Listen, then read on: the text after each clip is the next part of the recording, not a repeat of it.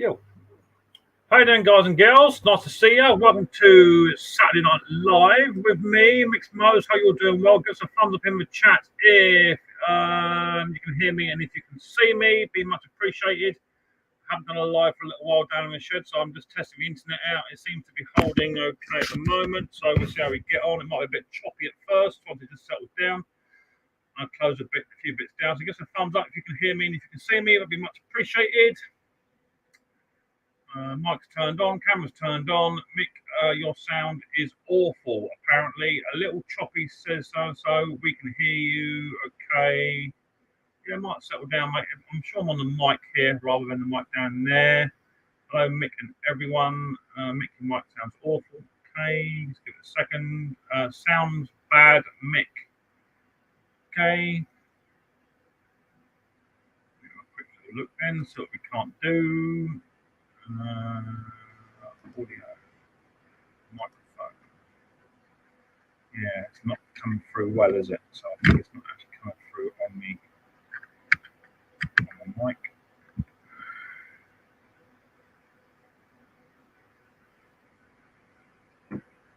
Let's try that. That should be better. Let's try that. Is that any better? See if that's any better.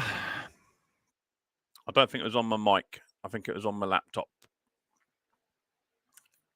Clean as. There you go. Yeah, all right, Mixer. Gary, all right, Gary Ross. How you doing, buddy boy? Nice to see you. Is that any better? Much better, yeah. It was on me. It's because I've been on a few live streams on my laptop indoors, not down here, so it's forgotten. It's forgotten a few bits and pieces. So, hi, how you doing?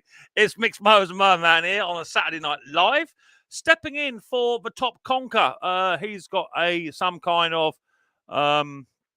pre-arrangement he'd forgotten about, and he said, Mick, can you do it for me? And I said, yeah, I will step into them shoes, although it will be a hard set of shoes to fulfill and fill up, but not as hard as his t-shirt, because I'd never fill that t-shirt up, would I? So there you go. I'm just coming for top conker tonight, so I hope you're all doing well. Been busy. I've been on it like a tramp on chips. So I hope you're all doing good. I have got some of my moderators in blue in the chat, so make sure that you behave yourself. I've got my rules and regulations down here somewhere. There they are. I'll come down here in a minute. There they go. Any rules and regulations are there. If you can't abide by the simple rules and regulations of the house, then my moderators who are dressed in blue will kick you out. Simple. It's as easy as that. You can only get a couple of warnings. They tell you to behave yourself. If you can't behave yourself, they delete you. Can't delete you, they'll block you, or they'll hide you, and you're gone. I mean, it's down to me to remember to unblock you next time around, and I won't remember. So my moderators are pretty unruly, and they do what they want to do. They run the links in the chat and what have you, all that sort of stuff. So yeah, if you can't behave yourself, then it's what it is. As the chat is rolling, I will be going back in the chat in a little while to say hello to you lot. So we'll see how we get on. If I do forget you, then just please just say, Mick, you forgot me, mate. You know, all that sort of good stuff. So that's good. So what have I been up to? Well, as you know, last week, a week before, went to Saltex, which is cool. An absolutely brilliant event. Saw loads of people there. So we'll come back to a chat in a minute. So we'll be reading the comments in a minute, mate. No drama. Don't panic. Went to Saltex. I met up with James and Josh and Will from Hayes, of course. I met up with Jordan was there. He was cool. He got some hair. That boy got some hair. Met up with Jordan. That was cool. Me and Top Plonker went as always. Saw Mark there as well. Saw a bloke called Andrew. That was cool. Jimmy the Mower was there. There's quite a few people there, which was quite cool. Had a really good time. Chilled out, saw some nice new bits of kit. Did a bit of networking whilst I was there, which was good. Darth was there. I went to Saltex. So did I see you, Darth? I don't recall seeing you. I might have done. I can't remember. I did see quite a few people there. So that was cool. We had a good laugh, actually. Yeah, it was a good day out. Quite tiring for what it is, but no, it was good. Seeing all the new innovations for next year and what's coming. That was really, really good. So yeah, happy with that. Since coming back from Saltex, been busy in the workshop. I had a few services come in, a few repairs coming in, bits and pieces, and he would have seen a little video on this little cookie just here. Miyako Standard 1920. Just released a video on that tonight. So if you've got nothing better to do, then go over to my channel and check out my my video on my Atco Standard 1920s with a 2-stroke Villiers engine on there. was going to ask you guys with tools. Okay, so you talk to him. So yeah, I just released that. I have got 2 more videos coming out because it didn't want to start initially because I had a few issues with it. So there's a couple more videos coming out on the Atco Standard. And Mrs. P wasn't very happy with me and Riley Boy when I go and pick that up last week. So just to make sure she was really unhappy with me, I then popped down to another fella. His name's John, and I picked up that mower there. So I have a mystery mower, which some of you guys who are in the YouTubers Creators WhatsApp group with me, there is a special WhatsApp group just for YouTube creators, for those who actually run their own channels. You can join a WhatsApp group and you can chat amongst us YouTubers, and we share tips, tricks, and generally take the mickey out of Tom and John and Luke. To be fair, that's generally what we do in there. So feel free to check out that. If you are a YouTube, you can email me and get in a group. I have a mystery mower, and Mrs. P knows about it, but she's not very happy about it. Personally, I don't see the problem. But it's not like you got to feed it, is it? You know, it's not like Nana. I don't feed Nana either. So there you go.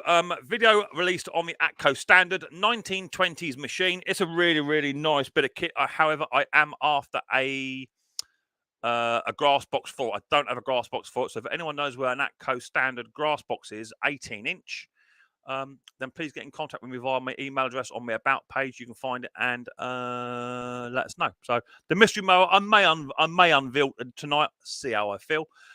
If not, it'll be coming up in a video a bit later on. We'll see how we get on with that. So I've been doing that, and I've had a bit of a sort out in the shed. So I had a cabinet just down here, and it's been getting on my nerves a little bit. And there's a reason why I had the cabinet. That's for a future project. And what I'm now looking to do is get another lift table in, another Pender lift.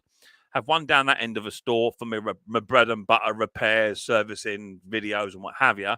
And then this end will be a long-term project. So the Atco Standard will be up here for about 3 or 4 months, or the Dennis, or whatever. So I can strip it right down nuts and bolts, catalogue it, do what I want to do with it, put it back together, and it's not interfering with the projects down that end. So I'm looking to expand, so to speak. So that's good.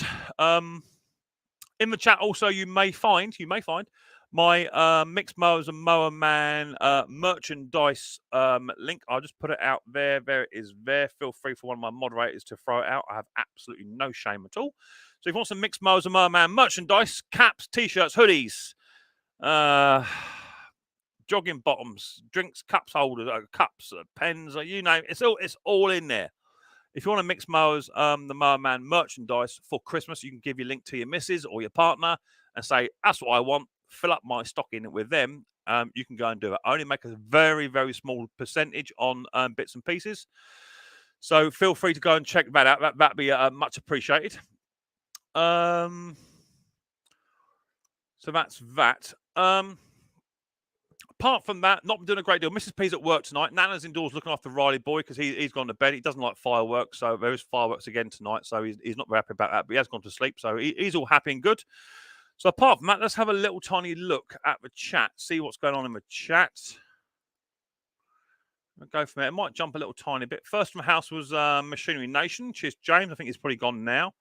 DNR Small Engine in the house. My mate Bruce is shopping in the house. Guys playing with tools in the house. My mate Barry in the house. Hello, Barry. Bruce's shop guys playing with tools. Let's conquer a go because he finds that funny. Randy's in the house. Hello, Randy. My mate Henry Milwaukee in the house. Saw your video today on the disappointing HIPAA carburetor you had, mate. As a shame. My mate Pete Froud in the house too. Hello, Peter. Just waiting for my chat to jump. There it goes. It's just jumped now. So let's go back to the top. John Clem in the house. John Clem was timed out by Micks Mowers. Don't know what that's about. Must have just been a slip of the finger. Jordan E in the house. Nice to see you, Jordan Boy. My mate Mark in the house. Hello, Mark. Mac 210 in the house. Nice to see you. Kenny Boy. Hello, Kenny Boy. Nice to see you. Thanks for popping on in. Jungle Bob Repair in the house too. Hello, Jungle Bob. Not seen you for a little while. Mine haven't done a live for a little while, have I? My mate Al. Hello, Big Al. Nice to see you, buddy boy. Thanks for popping on in. Hope you're doing well, buddy boy. John's in the house. Hello, John. Nice to see you. Thanks for coming in. What's that? Cut Crew. Good evening. How you doing? Nice to see you. Thanks for popping on in. Hope you're doing well. My mate Bill. Hello, Bill Clement in the house. Hello, Billy boy. Nice to see you. Hope you're doing well. You're chatting to Ken. Thank you very much. Gravy Man's in the house too. Hello, Gravy Man. Nice to see you. Hope you're doing well. Hungry Sheep. Hello, Hungry Sheep. Sounds good. Nice to see you. Hope you're doing well. Thanks for popping in. Bam up, Mud Mowers. There's my mate Doug. Hello, Dougie boy. How you doing, mate? I know you're not too good, Doug, but we'll chat about that in a bit, fellas. Hope you're doing okay, my friend. Nice to see you, Dougie boy. Darth Sidious in the house. Hello, Darth. Nice to see you. Stuart Thorpe in the house. Spot on. Hello, Stuart Thorpe. Thanks for popping on in. Hope you're doing well. Nice to see you. Nice. 65 in the house. Gary Ross in the house. Nice to see you. Thanks for popping on in. Hope you're doing okay, buddy boy. Mason in the house. Hi, Brucey Shop. How's it going? He's saying. Thanks for popping on in. John Irvine in the house. Hello, Johnny boy. Hello, Mick.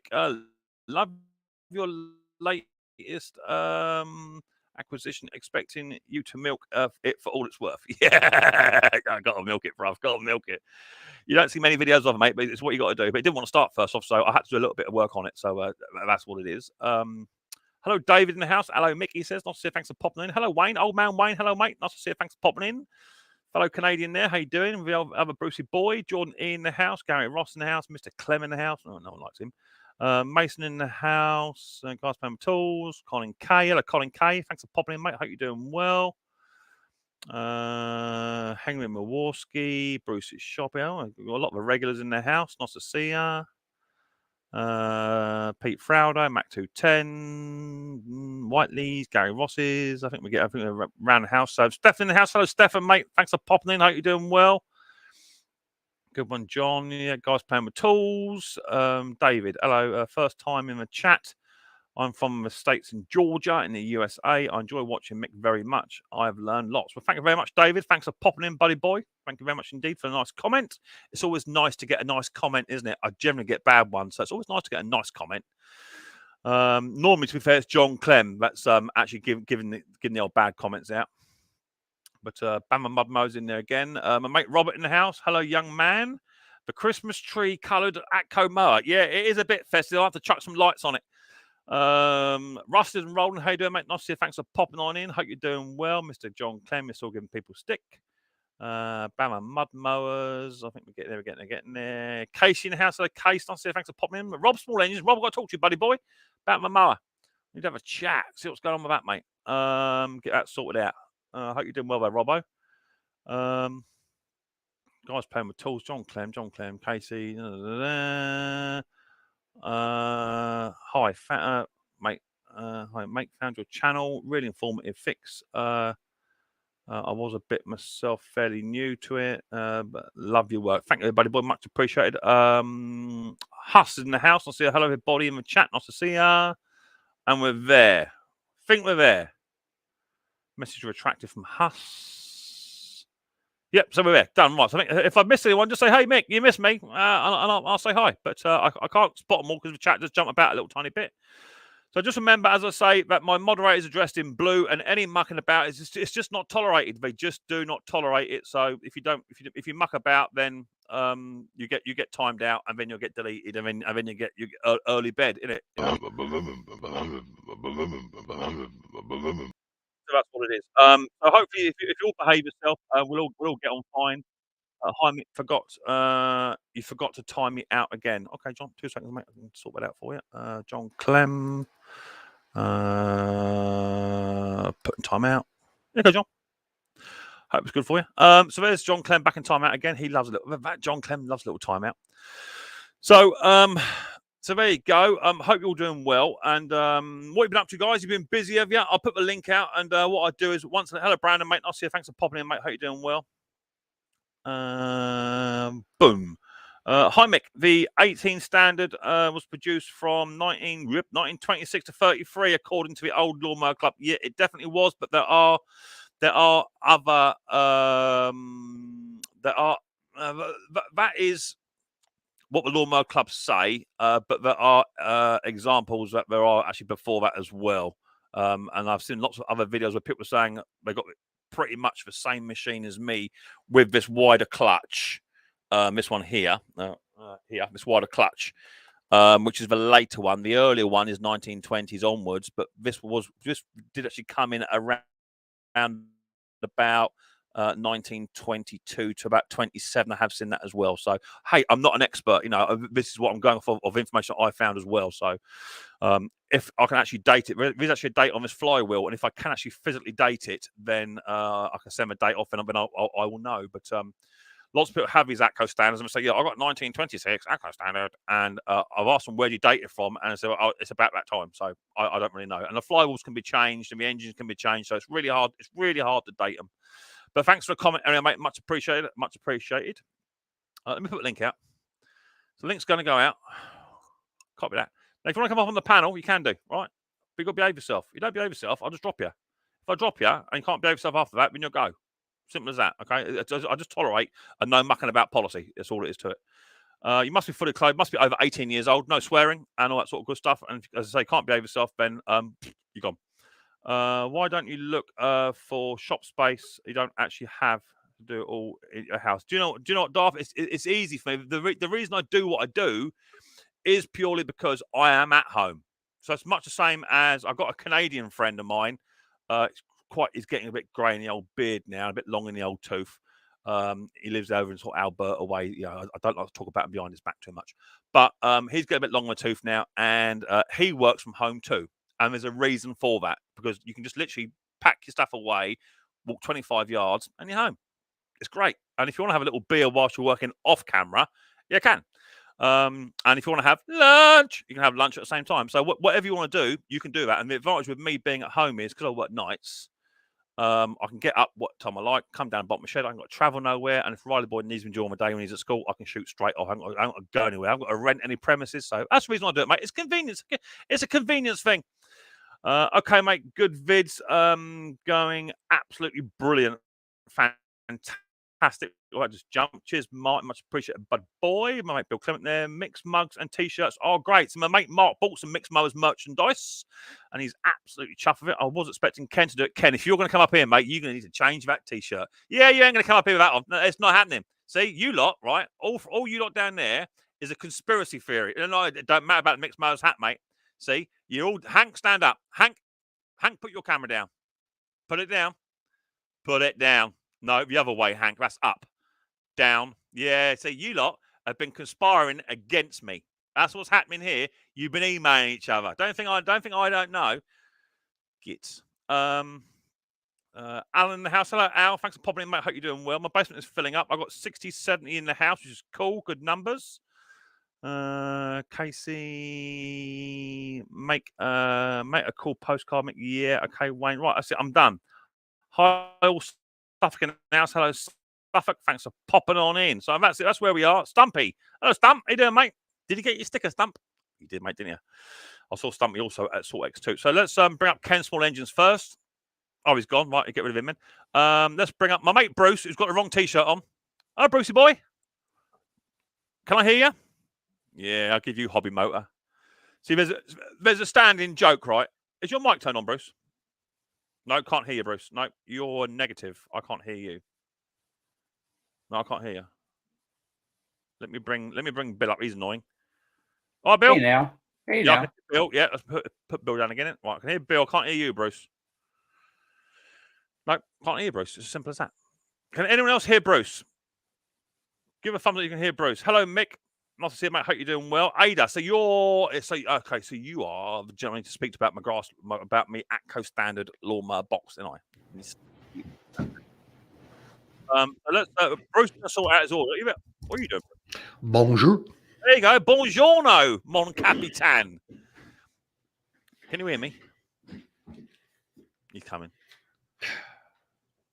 Right. Oh, can you hear me, Bruce? Yeah, I think you can hear me now. Eh? Can you see me? I can see you. How many fingers? 5. That'll do. So who else we got? We've got my mate Bill. He's coming up. Hello, Bill. Nice to see you, buddy boy. Hello Thanks for again. popping on in, Bill. Nice to see you. I don't know where Ken went. Ken disappeared somewhere. Where did Ken go? There's Ken. He's now changed his t-shirt because he does actually hold a torch for me. Well done, cheers, Ken. That's a better t-shirt. We have a plethora. Much better t-shirt. Much better t-shirt rather than them cheap, tacky Dutch blinking. What have you got on? Oh yeah. See, you've got one on too, haven't you? Bloody cheap, tacky muck. And, well, it goes with the outro. How come I had to change? Because Ken, all it is when you have a T-shirt on, it looks slightly larger compared to everybody else. It looks like a screen, like a big banner. What I tell you, all we want now, we've got cheap tacky T-shirts. All we want now is another bloody Canadian up here. Speaking of Canadians, there's my good man Wayne from EMP. Wayne, how you doing, Wayne? There he Not bad. is. There you go. Right, let's put the link out again. Let's put StreamYard link away. You go. So there goes the link again. Eliminator. There you go. Right, so we got 6 in the house. The link is there. If anyone else wants to come on up, feel free to come on up, and we can have a little chat. If I have a really good waiter at a restaurant, I'll walk back like in the hallway, like no one can see him, and I'll slip him something because I know he's going to get screwed. You know. Okay, fair enough.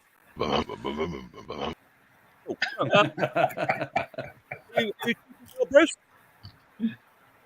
Hello. Bruce.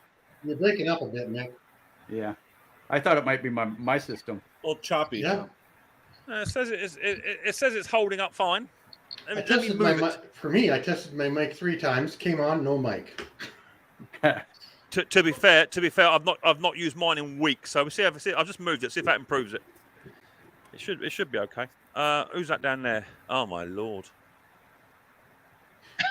John. Hey! Good afternoon and good evening. What t-shirt have you got on? John Deere t-shirt. Stand up. You mother.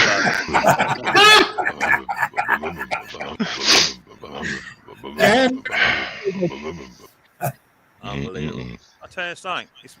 You're supposed to be my mate, you lot, and all you're doing is stitching me up.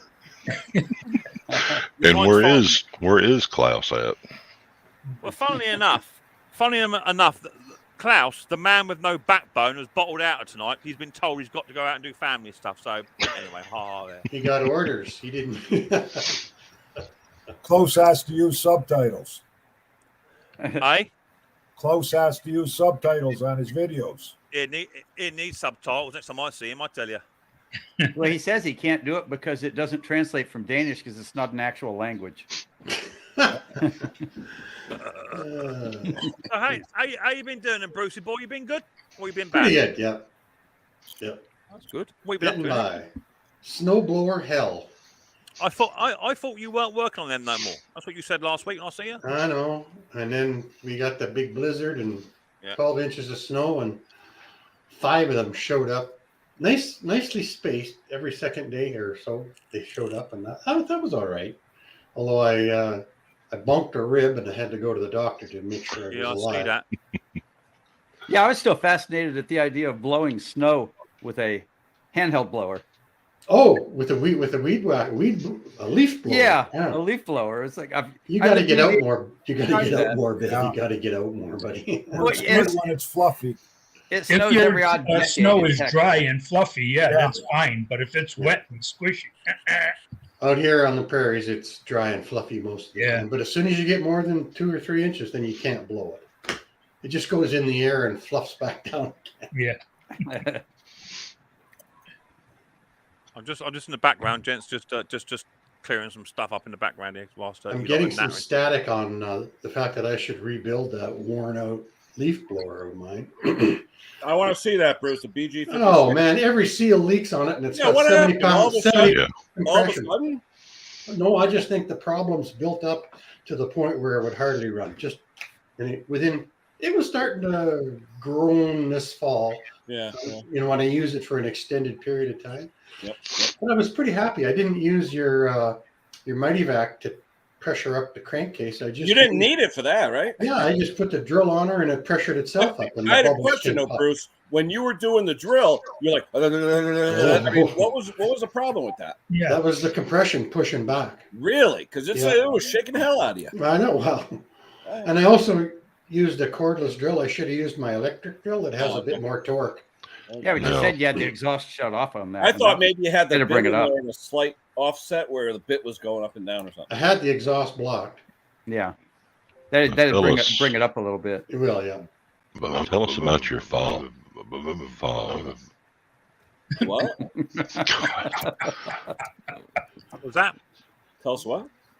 About your fall? Didn't you fall in the shop? Well, I don't. You know what? I did it twice, and I ended up. You're okay though, when right? you damage your ribs, you can't even breathe. So what you need then, Bruce? I think your next video should be some form of. Hang on, I'm talking health and safety here, John. It's not. I'm sure you are. It's not always my funny. place has got nothing to do with safety. Well, we know that, but what I'm saying is, maybe you can get some big form of them little sort of swings that kids sit in and they bounce and. Yeah, Johnny jump up. Yeah, jump up. Yeah, Knew it was coming. If we just tie that to a ceiling on a pulley on a rail, you could go one end of the room to the other, and you'd never fall over. A Brucey bouncer. A Brucey bouncer. There you go. Oh, Bouncing Brucey. yeah, that'd be good. And that would be the Pender Popper, wouldn't it? Yeah. Pender Popper. Oh, all sorts of There you things. go. There you go. So you're getting another Pender lift, are you, Nick? Well, yeah, I've had a little Change the walkabout in my shop, Bruce, and I had a. Let me make myself larger than the average bear. There's already more room in there. I had a cabinet just here, yeah, just like a divider here. So I've moved my filing cabinet right down the end now, right down out the way where I need that's it. Nice, yeah. Yeah, right out the way, lovely. And I've moved the big cabinet. So the idea is to do all my bread and butter stuff down there, next to my brand new Toro sign and my new Snapper sign I picked up the other day. Do all the stuff down there, and then up this neck of the woods will be my long-term projects, because you know what it's like when you got a project on the go. Hank would know all about it, and you would too, Bruce. I don't really see much of Bill doing longer-term projects, really. Yeah. That piece of equipment could be in boxes and tubs for like 4 to 9 months plus. More. Yeah. So what I don't want to do is put it on my Pender lift down here, where my bread and butter stuff. I'll only end up kicking the box and put a hole in it, and that'll go. Cause you're bound just to step on one end of it, so it all upends and throws it everywhere. Do you know what I mean? So, and hurt her rib. Mick, shine on it. If they had these for adults, we would be wonderful. You could have lunch. You could work on the carburetors. They have them.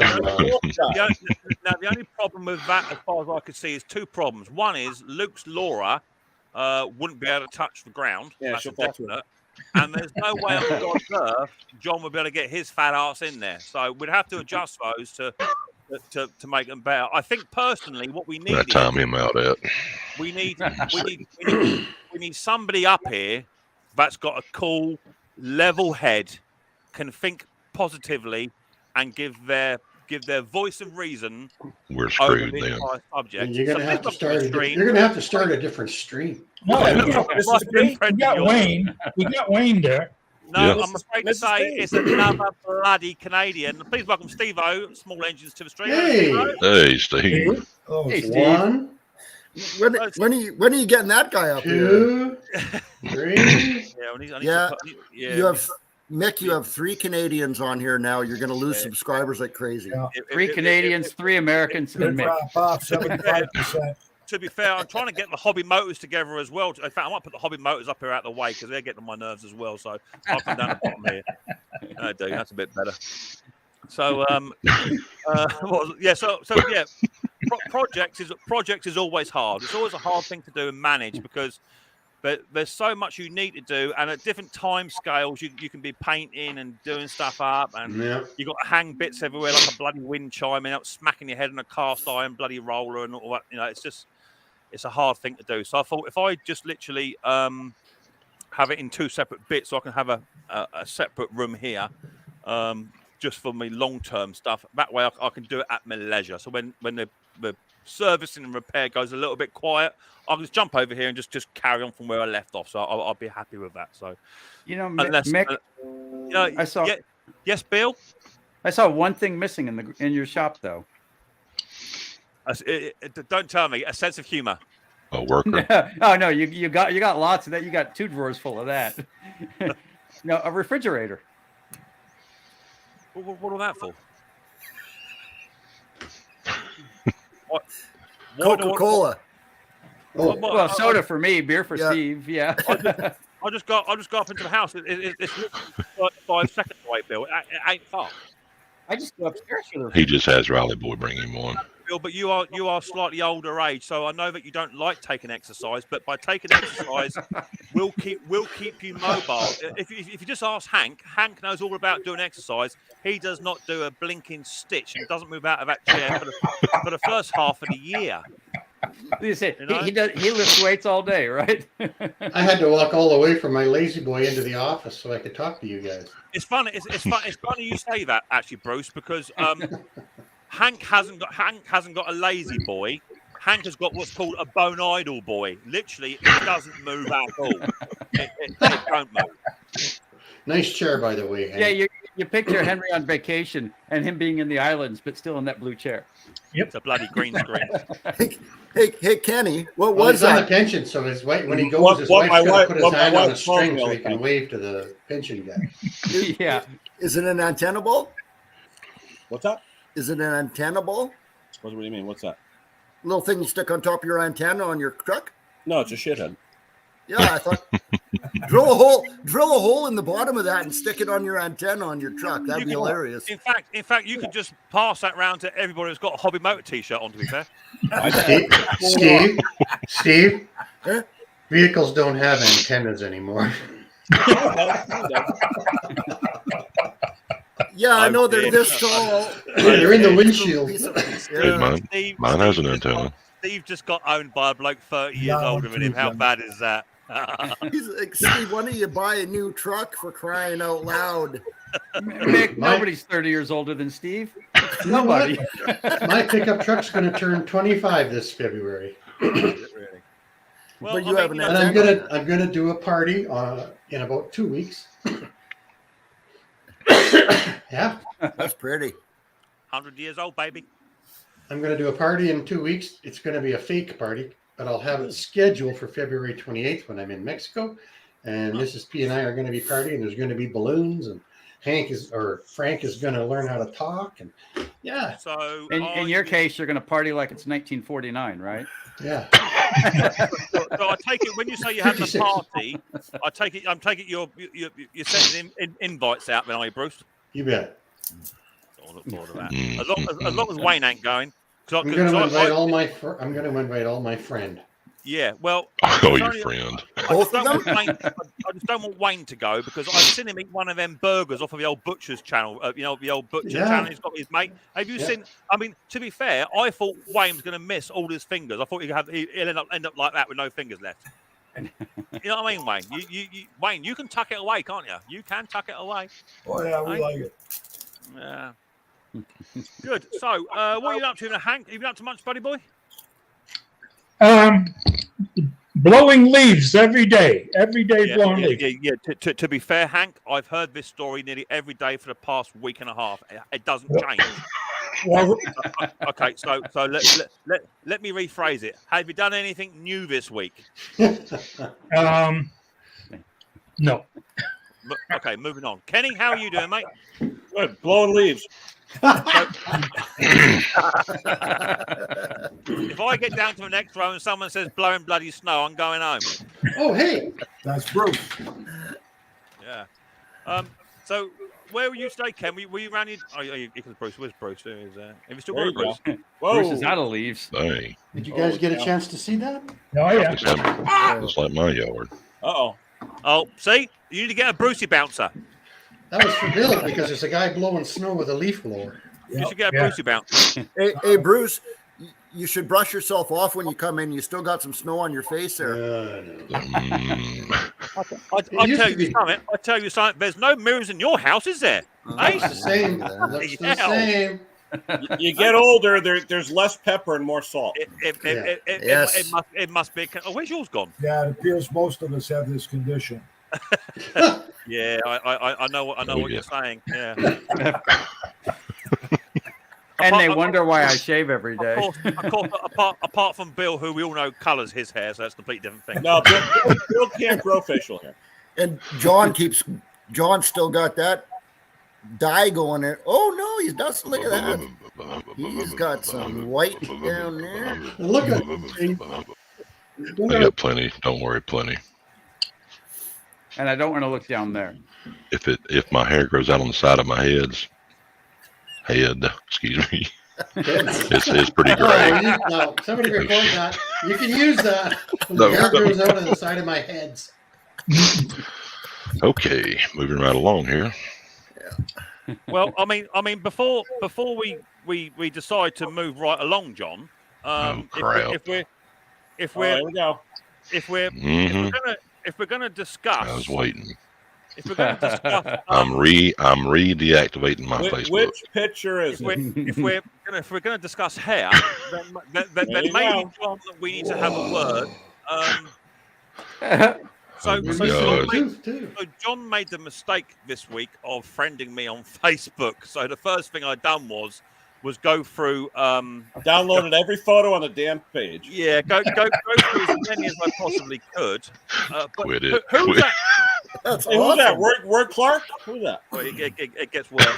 It does get worse. I thought it was Word Clark with the banjo. It gets really bad. Oh my God. John, so- do you have any bigger glasses? Not as big as I can find. Yeah, they got bigger. Yeah, they got a lot Oh. bigger. Holy Looking pretty shit. dapper there. Yeah, Mhm. that must have been in the boy. 60s. The only problem is, who's Jordan, that it's not American funny. guy? Who was that American? I think it was American that used to have sex with other male men, other males, and then cook them and eat them. Who is he? Jeffrey Dahmer. Jeffrey Oh, Dahmer. Yeah, there you go. His brother. God. It does. Wait, maybe did John arrest himself? I think John actually got that suit from Dumber and Dumber series, the movie. Yeah. So yeah, what I find quite funny is as you go through the ages. Oh, one for you, Steve. Actually, just one for your little collection because we all know what you like about lumberjacks. There's one for you there, Steve. There you go. Nice. But Nick, remember, there's something to be said for someone who downloads pictures of men. Well, Yes, there sure is. I just want to know when you were working in what I call the headline of Sahara Forest. What actually Looks like a happened mushroom. when it got to the Sahara Desert? Anyway, I'm not one to take the Mickey, John, as you know. Yes, I Bill. tend just to sort of sit on the fence and say nothing, despite the fact that lots of people are actually taking 7 it. heads go. Hey, John, just thank you for your To be service. fair, man. Jordan's not helping. Oh, to be thank fair, you, Ken. I appreciate you. Thank you, Ken. Now, So just bear that in Mick mind, is Mick's on a special mailing list now after downloading all that stuff. well, Yeah. you know, Yeah. and I mean the real funny thing is is when John friended me on Facebook, right, and I accepted. At the very first time I was able to talk to John, which was about I think about 2-3 hours later on something, or maybe the next day. The first thing he said was, "And I bet you download all them bloody photographs as well." He knew exactly what was going to happen. As soon as I hit that button, I was in there, and I was just snap. You Yeah, but guys, Mick, you we guys know wonder now, why Mick. I don't join stuff. Mick, when we talk Yeah. to you now, when you take a dramatic pause, you just look at us and go, "It's gold, baby, gold." That's it. We know. Yeah. We know. To be fair, Mhm. it was liquid gold. And the other thing is, Bruce, you know, obviously you couldn't have Facebook because photographs don't go back that far. Obviously, you know. Well, they might have done, but most of Henry School portraits are actually done in wax, or sand. No, you get So, the artist sketches like you have in the courtrum. Yeah, it's No. an old joke. With Yeah, friends like you, his- Mick, who needs His an baby animal? pictures are on a wall in France in a cave wall. Mower Repair Shop, Fort Scott, Kansas. Hello, mate. Thanks for popping in. I hope you're doing well. There's a few new, Yeah, that's there's a nice. few new faces here. I've not Yeah, seen there was before, another one, a strange name. a strange name. Yeah, We're not half- strange, halfway but down new. the list. Is it anything like the lawnmower lady? That's quite a strange Hey, name. Hey, Bill. I thought this shindig started at 2:00. It does. This is the pre-party. Normally, you're late. That's okay. I'll probably be late for my own funeral, so I'm Well, not. you hope so. We did have a time change here in the UK. Does that affect you? We had a time change. Well, yeah, we had a time change, but I thought it was on the hour, not on the half hour. Do you guys only change a half hour worth of time? Mick was always on the half hour.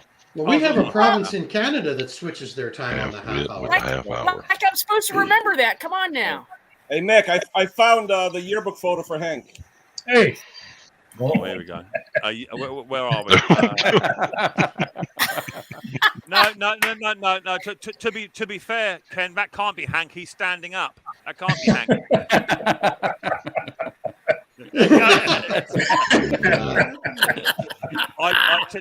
To be fair, Ken, I don't want to comment on that, so I'll leave that all alone. There you go. Oh Lord. So there's a few new names in here I haven't seen. So keep commenting in the chat, please. There's a new name there, a channel called Mendit Man. Never heard of that one. That'll never take. Thanks for coming up, Mendit Man. And the last thing we now want is someone to come up from Alabama way. Hello, Cajun Coin Hunter. Nice to see you. Thanks for popping on in. Oh, Louisiana. Louisiana. Yeah, Louisiana. How y'all doing? To be fair, it's all the way I pronounce it. What the hell is that? That's me. Oh, that's Hank when he landed off the boat. I'll tell you something. Can you With pull the them pants short pulled up to your neck. Instant wedgie. Oh. I'll tell you something, Hank. If you smeared some jam and cream on your shoes, you could have invited your shorts down for a party. Hey, your neck. Nora, they're right up there, isn't they? Isn't it really, really funny how Wayne is like thinking, it's my first proper time on Micks Mowers studio. I'm keeping well out of it. Wayne's like, keep a little quiet here. And just Wayne is like, Mick has seriously sharpened his file tonight on the old tongue. I'm keeping right out of it. Good. So it's nice to see you, Stella. I was chatting to you a bit earlier on, obviously, because we had a bit of a chin wag earlier. It's nice to see you. I hope you're doing well. Have you been busy? I've been busy on doing things that needed to be done around my house. I have been unable to get any YouTube videos out lately, but hey, everybody needs a break every now and then. So that's where I am. Yeah. You're right there. And to be fair, John Clem's taken a break. Well, he's been on a break since we started getting to know him. To be fair, he put one video out in a year. Hey, Nick, I have a public service announcement, if I may. Is it clean? Yeah. Oh, yeah. The only reason I ask is because the last time you gave a public service announcement, it ended a bit like this. If I have a really good waiter at a restaurant, I'll walk back like in the hallway, like no one can see him, and I'll slip him. I would have said I missed that, but I don't. I'm just saying, Ken. I know what your announcents are like. Well, wait, hold on. Off in the distance. Wait, I hear a ball breaking. Hold on. No, seriously, zoom in. To be fair, Ken, I don't need to zoom you into it. Okay, I will do it. All right. I talked to someone who works for True Fuel, and they actually have a date on the master carton. If you notice there, 22-10-1. Oh, yeah, you said, yeah. That is when that fuel was made. So if someone's saying there's no dates on any of it, there is. Yeah, we're still talking about True Fuel? No, I'm just saying. Someone, they don't have the dates on the cans, but the dates are on the master carton. So if you're in the store and you're concerned, that seems sort of worthless to me if you as the consumer can't find the expiration date, right? But they said it's on the master carton, not on the cans. And I said, I don't know. Hey, Kenny, who said that? I'm the kind of guy who works he's like a distributor for them. No, I think we were on a live stream last week somewhere. It might have been your stream, Kenny, or Conker's, and someone brought it up there, and you said you're going to shoot down to Home Depot. That's what I did. I went to Home Depot right after. Yeah. Okay, I watched that live stream afterwards, and that was actually a good live stream. Oh yeah, there were a lot of good tips. Yeah, we were talking about the alkylate fuels. Yes, to be fair, Bruce, it sort of got a bit better once I went up there. Beforehand, it was a bit dry. Wait, is that up for a vote? Well, okay. So let's just vote on it, and we'll see how we get on with the vote, and we'll go from there. Let's vote on it. So yeah, I vote it got better after I got up there. Carried. That's good. Hey, Wayne, keep in mind he was nice to all of us the first day. Yeah, I know. Brucey, what were you saying? I think that you were right when I think if you shake the can, I think that might make a bit of a definitely got to shake it. On the 51, making it to the top of the lid. Yeah. But I looked at some cans of True Fuel, and they do have some stamping on the very top of the can. Hard to make out though if like what the date, like how they're dating it. Somebody said it's after the Julian calendar. Okay. Right? Like I can't make out the numbers. They look like coded numbers. I can't make out that it's year. The one you just showed definitely looks like 2000. You might go to the optometrist first. That's probably because it's in Braille. That's probably just Braille saying it's true fuel. Well, why do you have to shake it up? I mean, that doesn't seem right to me. It will come out of suspension over time. What comes out of suspension? The water that's in it? The oil.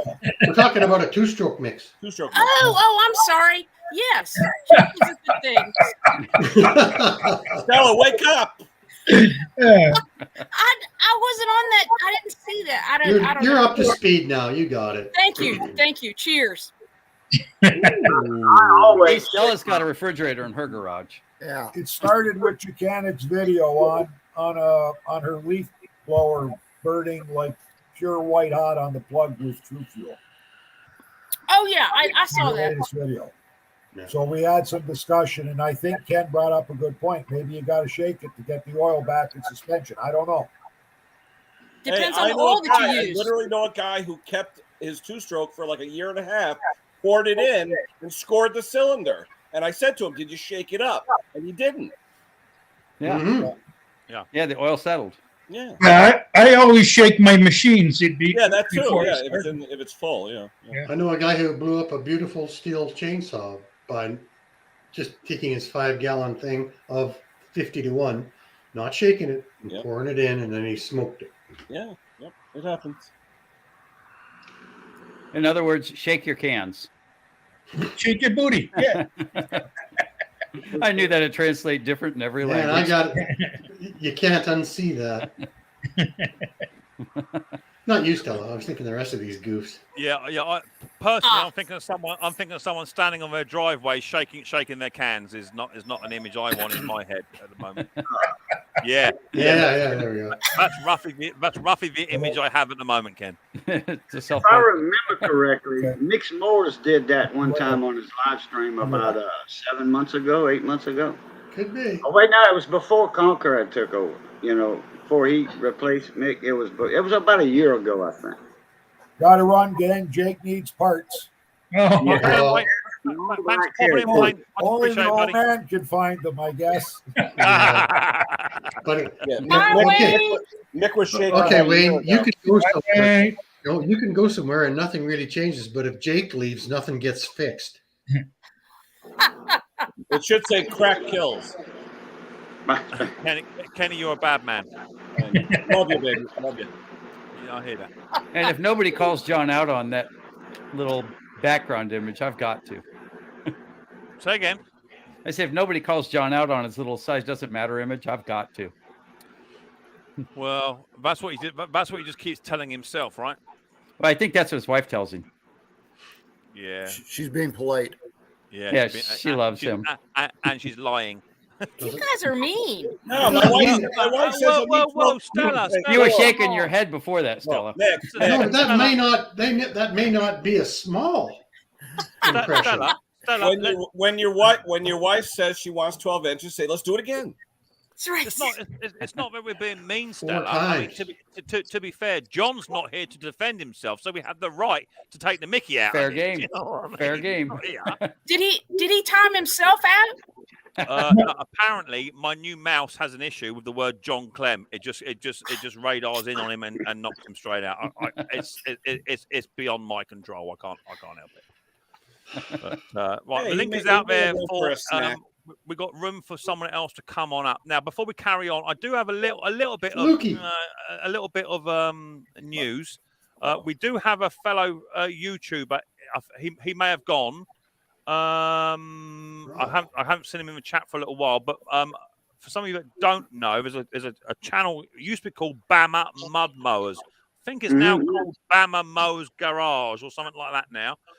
That's our man Doug Sweeney. He's been really, really, really poorly in hospital, and he's really fighting to really fighting for his life at the moment. I believe he is maybe home now or coming home quite soon. So if you just send some prayers to Doug in the chat, just say we're thinking of you.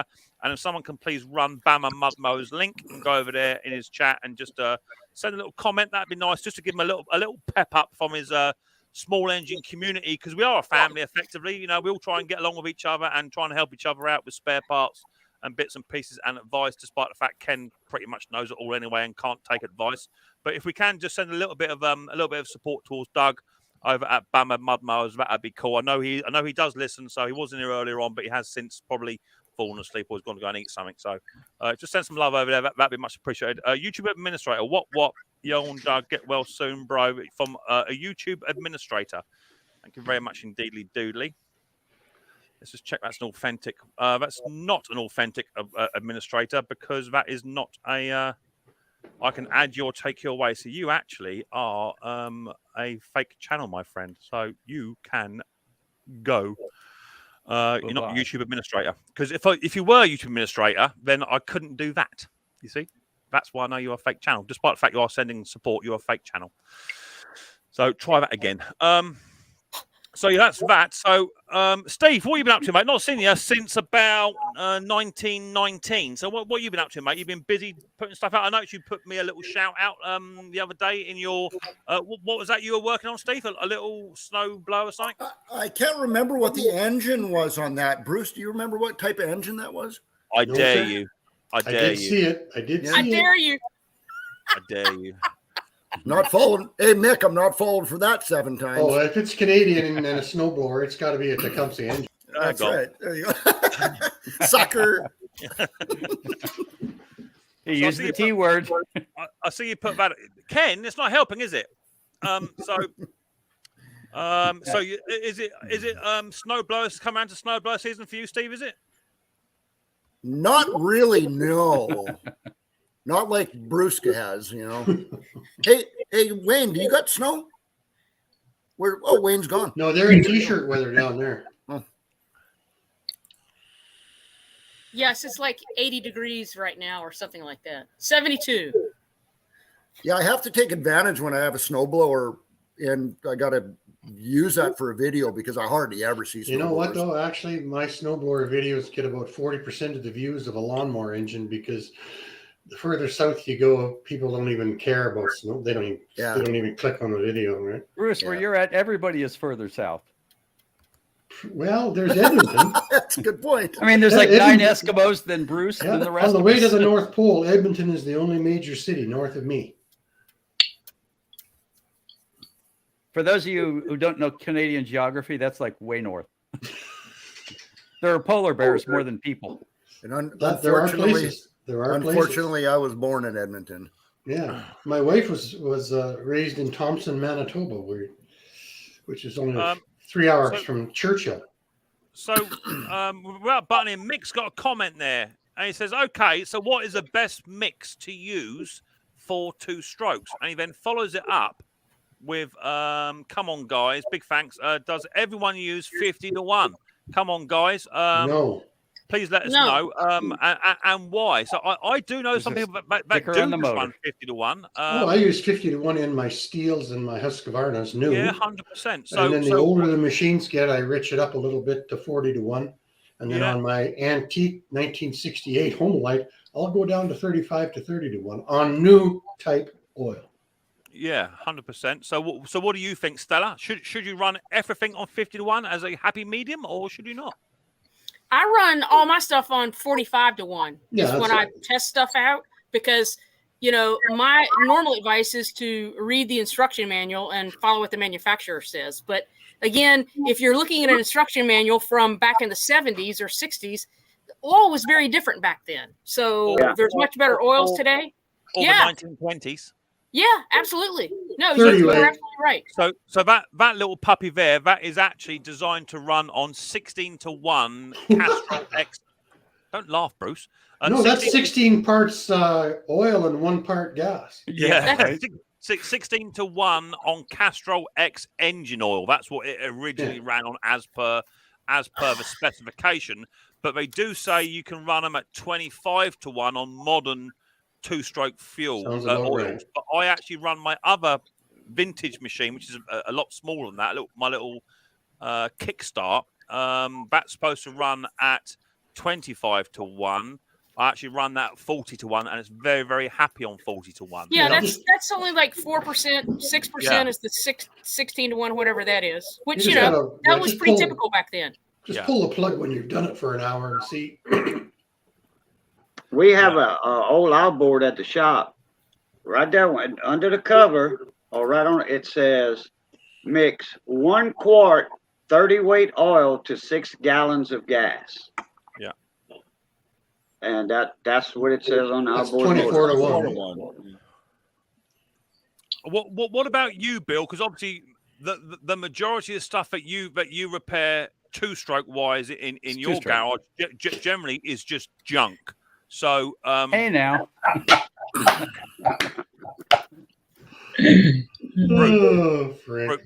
Bruce, clapping and laughing does not help when I'm trying to conduct a serious investigation here.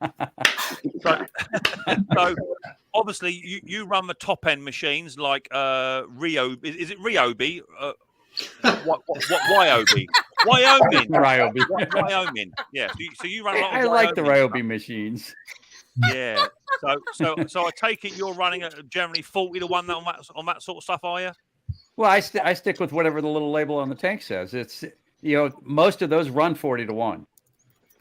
Yeah, 100%. They will, 100%. Most of them do. So would you consider changing it up if the machine was a little bit older, or not? 40 to 1 would be. It's hard to say. It's hard to say. Most of the older ones, it's like I just had a Shindawa chainsaw that ran 25 to 1. Yeah. Okay. Yeah. Well. To be fair, Shindawa is semi-professional over here in its time. It was good stuff.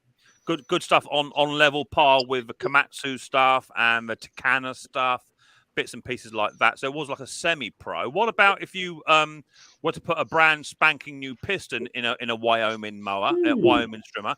Would you change it all up if you put a brand new piston in or not? I couldn't imagine spending the money on a piston for a Ryobi.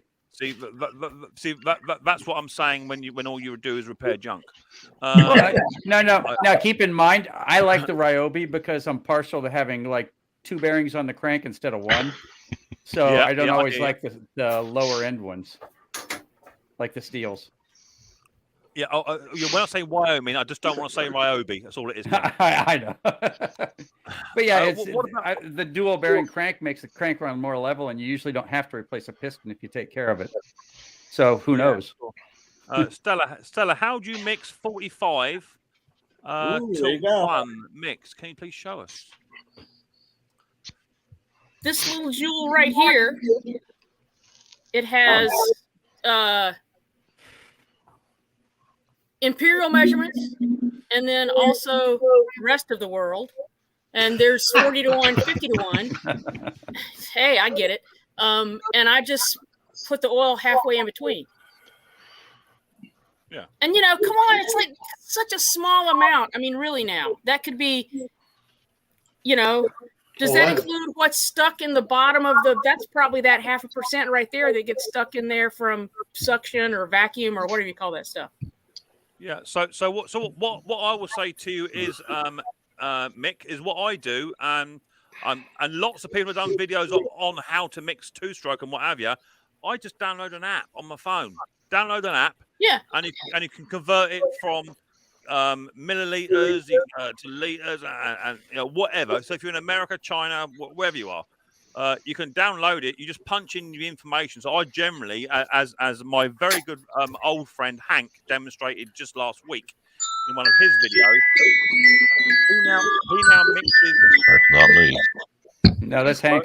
Well, it was really not me. loud. It was really loud, so it must have been Hank. It wasn't me messaging Hank. What's an app? Yeah, I bet it wasn't. What I do is what's an app? Bruce, you're killing me.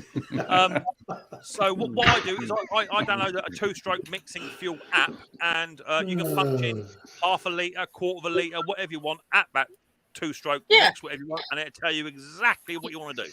That's all I do. It's brilliant. And I only mix up like 1 liter at a time anyway. So I'm only testing stuff out. How much do you mix up at any one time, Hank? Only what I'm going to use. 500 milliliters I start off with, and if I need more, then I mix up another 500. I mix up 2 liters at a time. Yeah, well, I only mix up again what I need. So if I got one machine in, I'll mix up like 250 mil. That's it. That's all I need just to test the machine. Boy, that'd be a pretty fine measurement for the oil.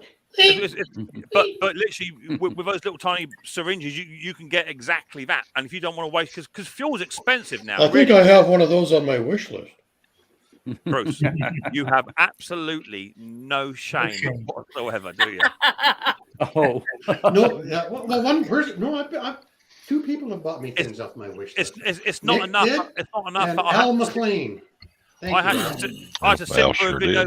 Sit through a video this week. Somebody else got excessive amount of parcels through the post. Unbelievable.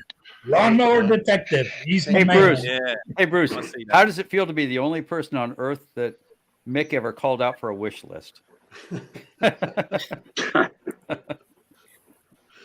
Oh, boy. Bill, you're not helping.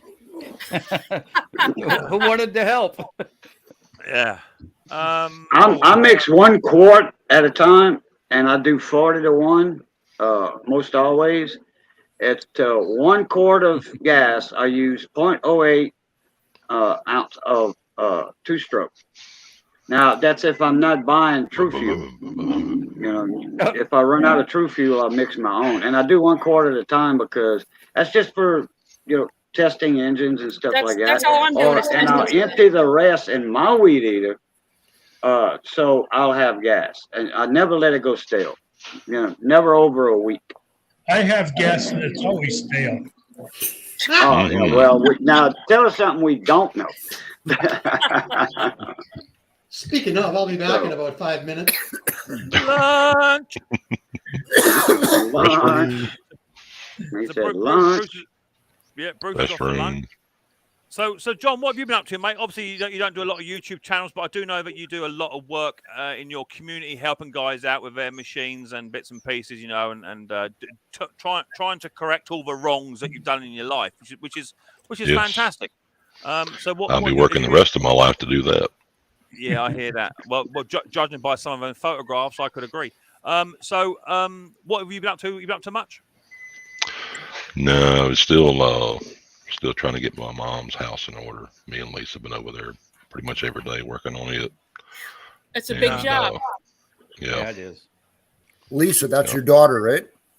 So Lisa's not my daughter. She may look like my daughter, but she's my wife. She brought groceries home a while ago, so I had to go help her get the groceries in. Oh, I thought that was a wish list again.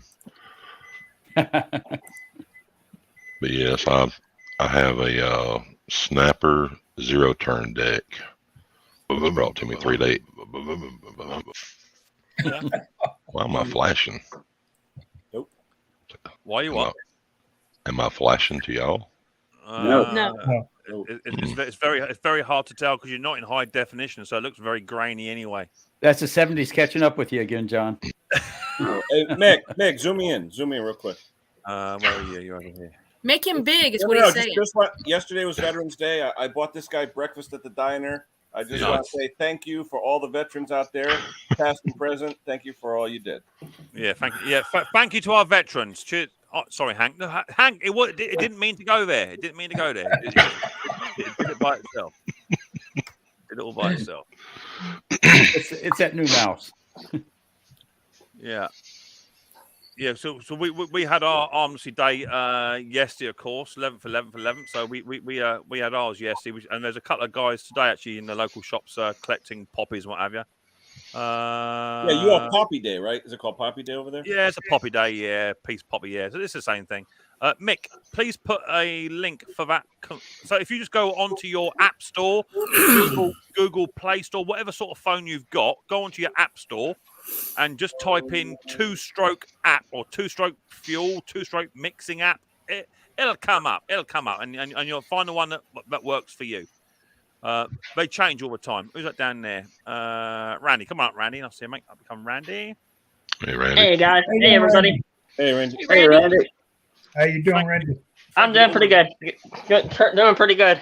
I actually got my lawnmower winterized, and I didn't have to try real hard because I ran it out of gas and wasn't intentional. Hey, it works. That's a good. Yeah, it turns out I went to clean it, so I usually start it after I clean it. So I figured I'm gonna have to stand here for 15 minutes. I stood there for 2 minutes and it ran out of gas. Timing is I'm everything. prepared to stand there for 15 minutes. I'm like, oh god, thank God I did. Thank God it worked though. What engine have you got on there, Randy? It's that 159cc MTD. Powermore. Yeah, that's it. What is that? Is that a metal bowl carb? Is it, or what is that? Yeah, I forget what it is. It's a Honda clone. Yeah, it's the Honda clone. Did you not remove a little tiny 10 mil bolt? I don't know if it has that on that one for sure or not. I've never really looked underneath it. Either you got one or two, Randy. If you got the second one on the side a little bit, you can just undo that one, and the leftover gas will come out right there. But you always have that little bit left on the bottom. Yeah, exactly that, Hank. So I did a video. I've done a video this week, literally showing that. Which all us small engine guys and girls, we know that already, don't we? But it's amazing that people think they've actually drained all the fuel out, but that little tiny 10 mil bolt right at the bottom, if you don't take it out, you've got 15 mil of gas going to sit there all year round. And that'd be the first thing that goes up into that jet, when you start the machine up. So it's always best to try and drain it out, I would say. But there's something alarming about that 159cc that kind of scares me. Every time you start it when it's cold, that thing smokes a little bit. I don't know if that's normal or not. Oh, so that's the engine that you've been asking us about recently? Yeah. Oh, I didn't know it was that power. Yeah, that's that power mode. That clone. White smoke or dark smoke? I thought you were talking about blue smoke, but not long. But it could be the choke being slow to close. That's what I'm thinking. So again, I said it could be a slow choke. If you're getting a dark smoke, it's more than likely just gas. So if the choke butterfly opens up too slowly, it'd pound it with gas when you're first starting it. That could be it. Yeah, it's not blue smoke. Best explanation right there. Yeah. I'm just sorry Klaus isn't here to inform us about engine oil on that smoking issue. Yeah, and to measure the smoke when it comes out for color. That's a right bummer there, isn't it? That's a right bummer. He's not here tonight. He's probably lurking. Apparently, he's at a family do, and he said he may nip to the toilet for 20 minutes and just had the phone on quiet. And another thing weird about it, though, when we first got that thing, if you started it and let it run for less than a minute and shut it off, you couldn't restart it for about 5 minutes. But now it doesn't do that. You're going back to a choke problem.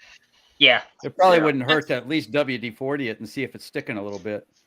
Yeah, that's what I'm thinking. Yeah. Right, John? What's that? Oh, nothing. I was being talking asked about motors. a lawnmower question on my phone. I apologize. I like the PV blaster. It has a residual oil in it, like a Teflon type with WD-40 too, but I prefer PV blaster. Well, it's just anything to clean the butterfly up a little bit on the choke, especially an auto choke. How old is the machine? Probably this will be the third year that we've had it coming up. Was it new? Might just be dust and dirt accumulating in there. Look at that. Oh, who is Me that? and Mrs. Potty Mouth, Ken. 41 years ago at my high school dance. Kenny, was your paper round uphill and raining or what? 41 years ago, me and Mrs. Potty Mouth. 1981. Ken had game. Hey, yeah, Ken, you a hustler. I hope she fared better than you with age, Ken.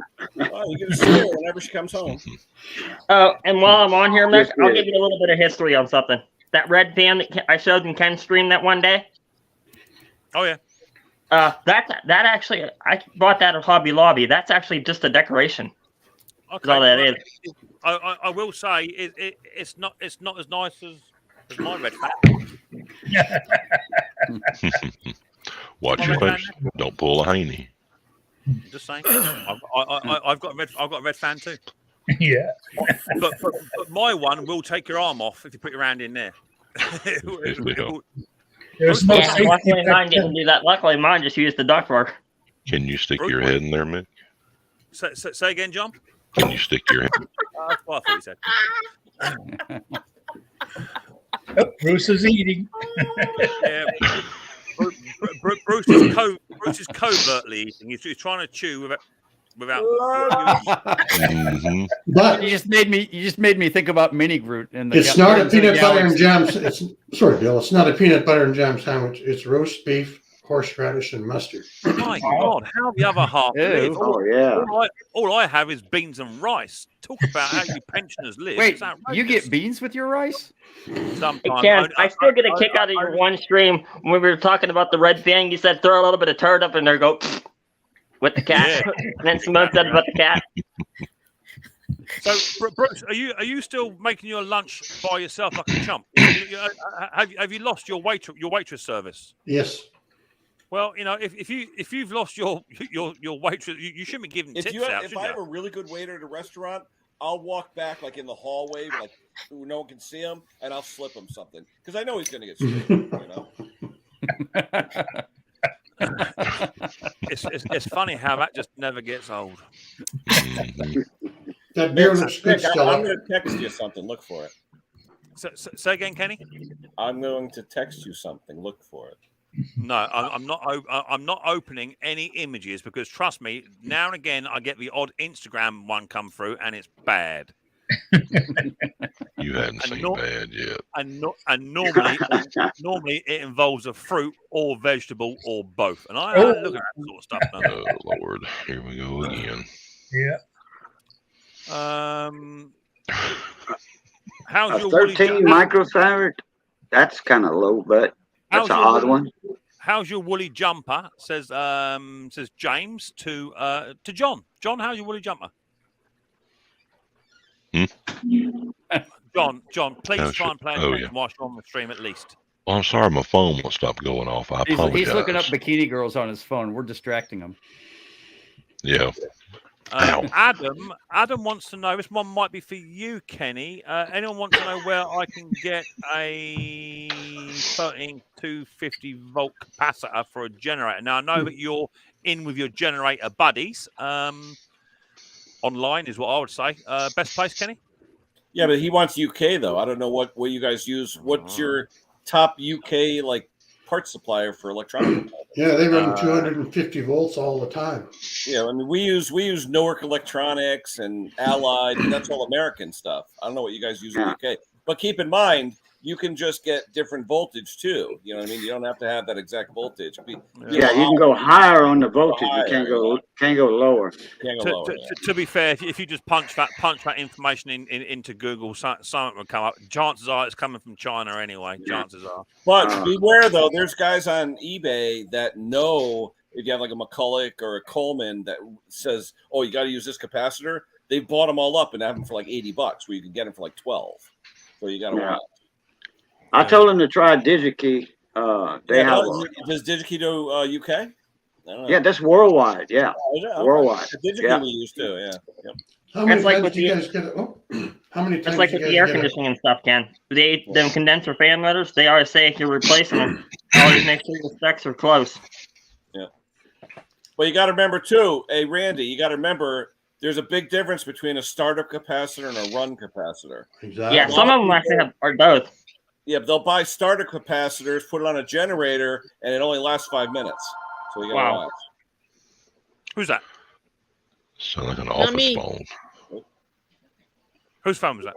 Bill's the guy looking for the capacitor though, go to James Condon's channel and just ask James on one of his last videos. He'll give you a good answer. Or Gary Bernanke, two good friends of our channels. What were you going to say, Brucey boy? You were going to say he's gone. All right, he's gone. He'll come back in a minute. See, as soon as I ask Bruce a question, he buggers off. CPC. He's back. There's one supply. Yeah. Here you go. What are you going to say, Bruce? I have to go. I fixed a snowblower for a guy, and he's coming in 5 minutes. Yeah, cool. You go and do your dodgy. You go and do your dodgy deal. You go and do that. Yeah, I gotta get going too because I'm getting ready to head to a party here in a few minutes. All right, Randy, don't go getting too drunk now. I won't. It's just it's my Uncle Harold's 71st birthday, so we're gonna go have some family time. Bye, Randy. All right, take care. Take care, Randy. See you later, bud. I'll text James and Gary, see if one of them want to come up. Okay, yeah, either either, mate. Yeah. I entertain all sorts on this panel, Ken, as you know, all sorts of walks of life come on in here. So link is in the chat. If anyone else wants to come on up, feel free to come up and annoy us. Let's go into here. Bom. Let me just open this up. Where's Concord today? Oh, Hank, I wish you would listen more. I did, Hank. I did the whole intro thing I did at the beginning. I missed I missed your intro because I clicked on your thing and it was all white, and I'm waiting for the countdown, but then it stopped at 6 minutes and stayed there, so I had to reload it, and I missed your intro. All right. Well, I'm not going back for it, so you have to rewatch it, Hank. It's as simple as that. Okay. Conker's got a prior engagement which he forgot all about. He rang me up. I think it's yesterday. He said, "Can I cover?" So I said, "Yeah, I'm not working tonight. I'm working tomorrow night." So I said, "Yeah, I'll come and do that." No drama too. Jordan says, "I will come up, but you didn't pay me enough." says Jordan. Oh, okay. That's how it's going to be, is it? Like that? Fair enough. I'll send you $1, says John Clem. What's that, John? What's that all about? If he'll come up, I'll send him $1. Absolutely outrageous. Said he wasn't getting paid enough. I don't know why I bother. Me I don't know why I either. bother. Hey?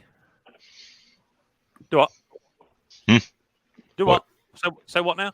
I just said me either.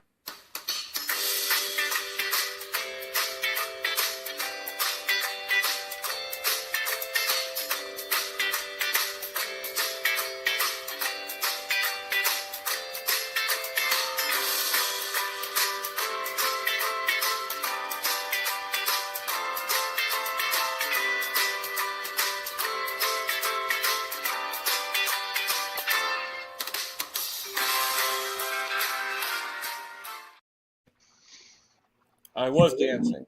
Well, I House isn't here, so somebody's got to dance. I was dancing.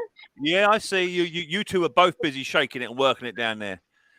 So this is a part of the show where I pick up a absolutely hideous piece of equipment for you to try and guess what it is, and you've got absolutely no chance. And then generally, I get a lot of stick about it towards the end of the show, and everyone leaves quite happy. That's generally what happened. I'm surprised you ain't surprised you're not all. You ain't all supporting hobby motor with t-shirts apart from Mick, who doesn't have one. Says who's that said that? Where's that gone? Mend It Man. I haven't heard about that one. Mend It Man. Not familiar with it. Is that a new channel? Must be, yeah. Never heard of him. It seems to be quite a new channel. Anyway.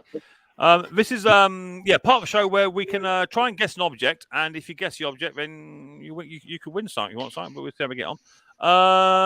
So let me share the screen. If I can remember how to do it now. Invite, stop cam. Oh, it's moved, didn't it? Have they moved it? Invite, stop cam, mute, settings. Oh, they've moved it since I last come in here. Oh, that's a thing, isn't it? Slides. Oh, yeah, share screen. They've given it a different title. Okay. I'm not going to do a conker and try and spend the next 45 minutes trying to figure out how to share the screen. You're doing pretty good. Yeah, so you've got to guess what this is. First one to guess, you've got to put it in the chat. First one to guess it wins. So here is your mystery object for today.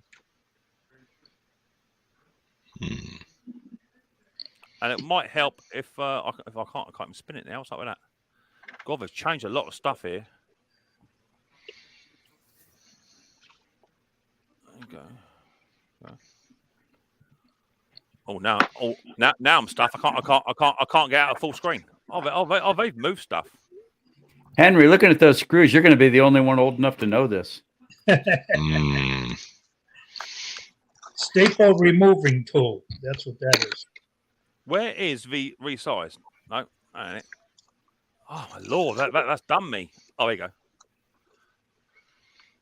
So there you go. So there is your guess what it is for tonight. Have a little look at that. See what you think. Are we still sharing? Yes, get rid of that. Right, that's new. That's moved.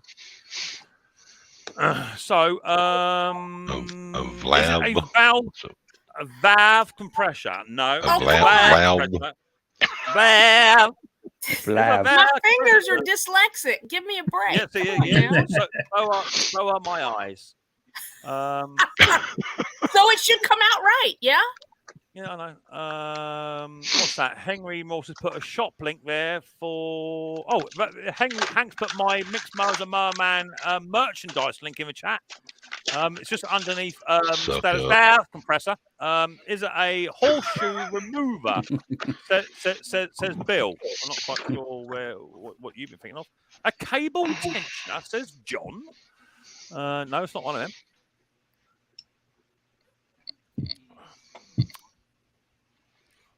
A valve rocker? No. All right, John. How you doing, mate? Let's see it again. Say again. Can we see it again? Here we go. 20 minutes trying to get it off the screen.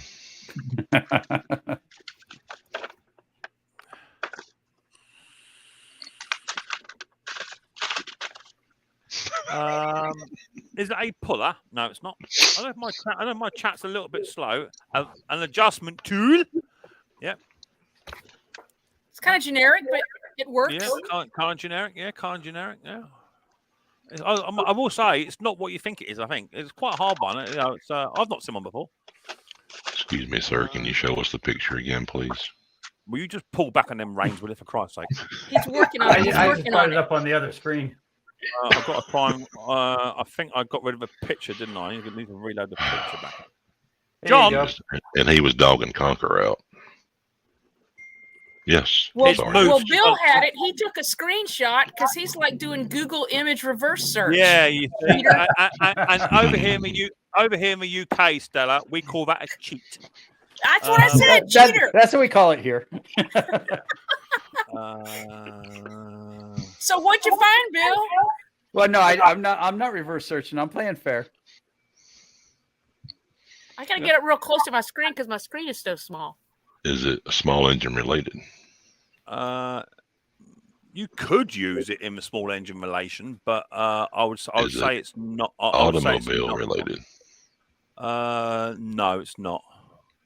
This is obviously an adjustment tool, and the bottom part is attached to something. Yeah, well, that looks like I tell you something, Bill. You must be related to Sherlock Holmes, because if you say it looks like it's got an adjustment, I tell you, no shite, Sherlock. Yeah, we know what we see. Tell me what it is.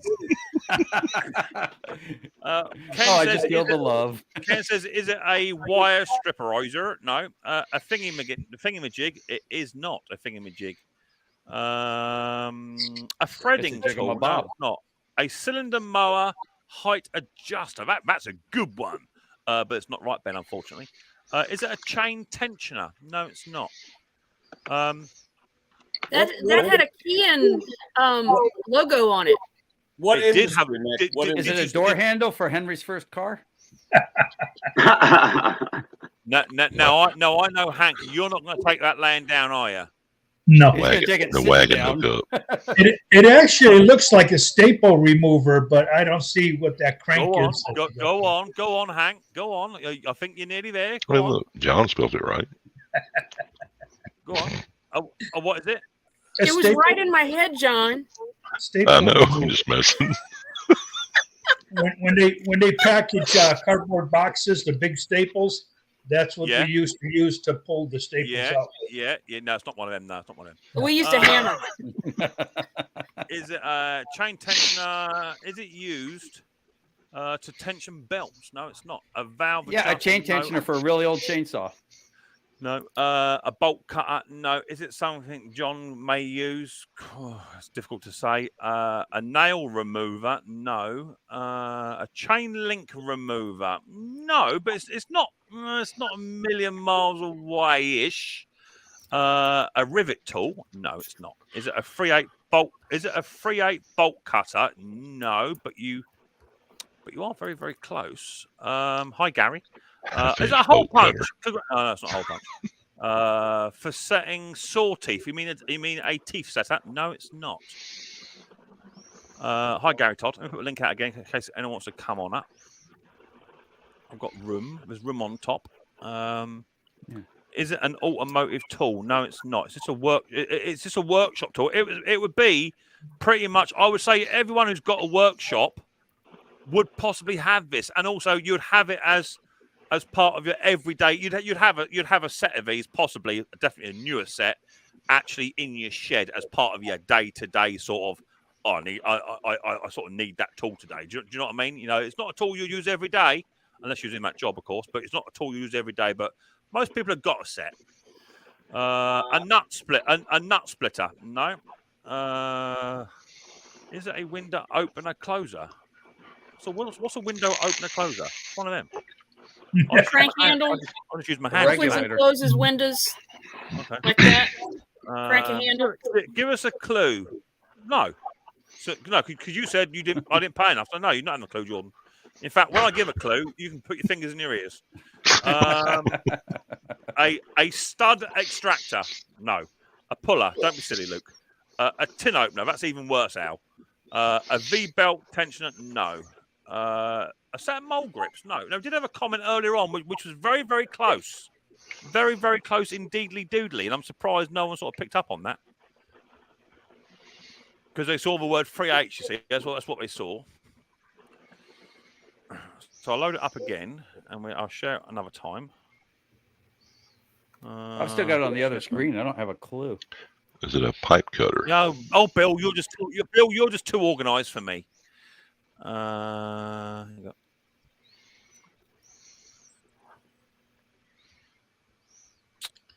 It's a bit difficult. When I show the whole tool, it becomes really apparent. Don't forget, this is vintage, guys. Vintage.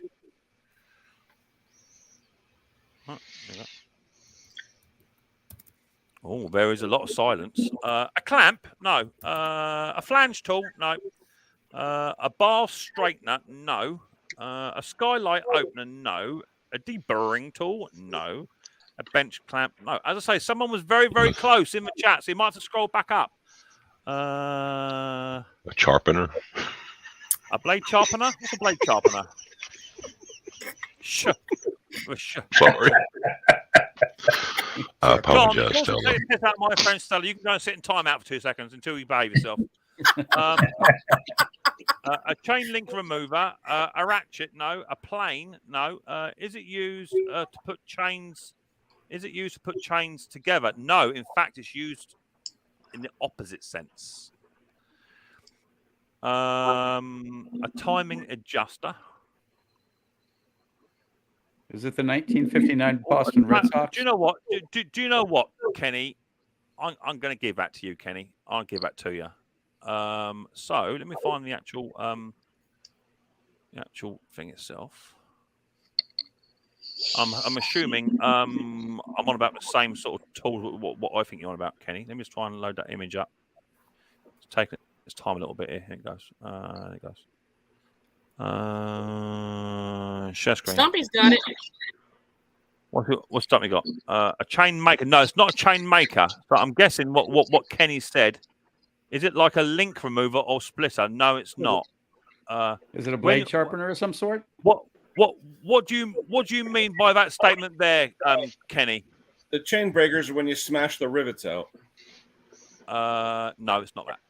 Okay. Welcome back, Steve. Okay, I'll give you a clue. Thank you. I'll give you a clue. It has been known. Okay. A tool. Laugh out loud. Yeah. Gary got it. Gary's got it. Woohoo, Gary! You spelled it right, too. We seem to be on the chain path a lot. A chain rivet spinner. No. Is it to cut chains? What do you mean by cutting chains, Ben? What do you mean by that? Elaborate for me. And don't just say cutting chains, like I said, because that would be silly. What do you mean by that? What do you mean by that? Are you guys doing a what is it? Yeah, well, you went off to go and walk the horse. I know. No, I had to go. No. You know the expression: if you snooze, you lose.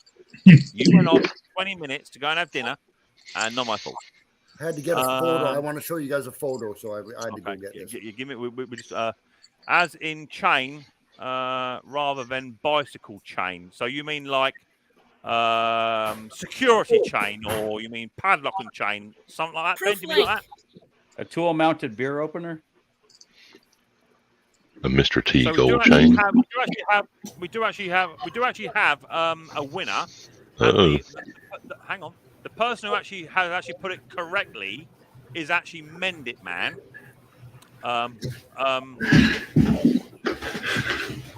But I will accept, because Ben did say originally, is it to cut chains, which it definitely is, and then he said to cut chains in the sense of not like bicycles, as in chains rather than. So just because I can, I'm going to go with Ben, because he's much more level-headed than Luke all day long.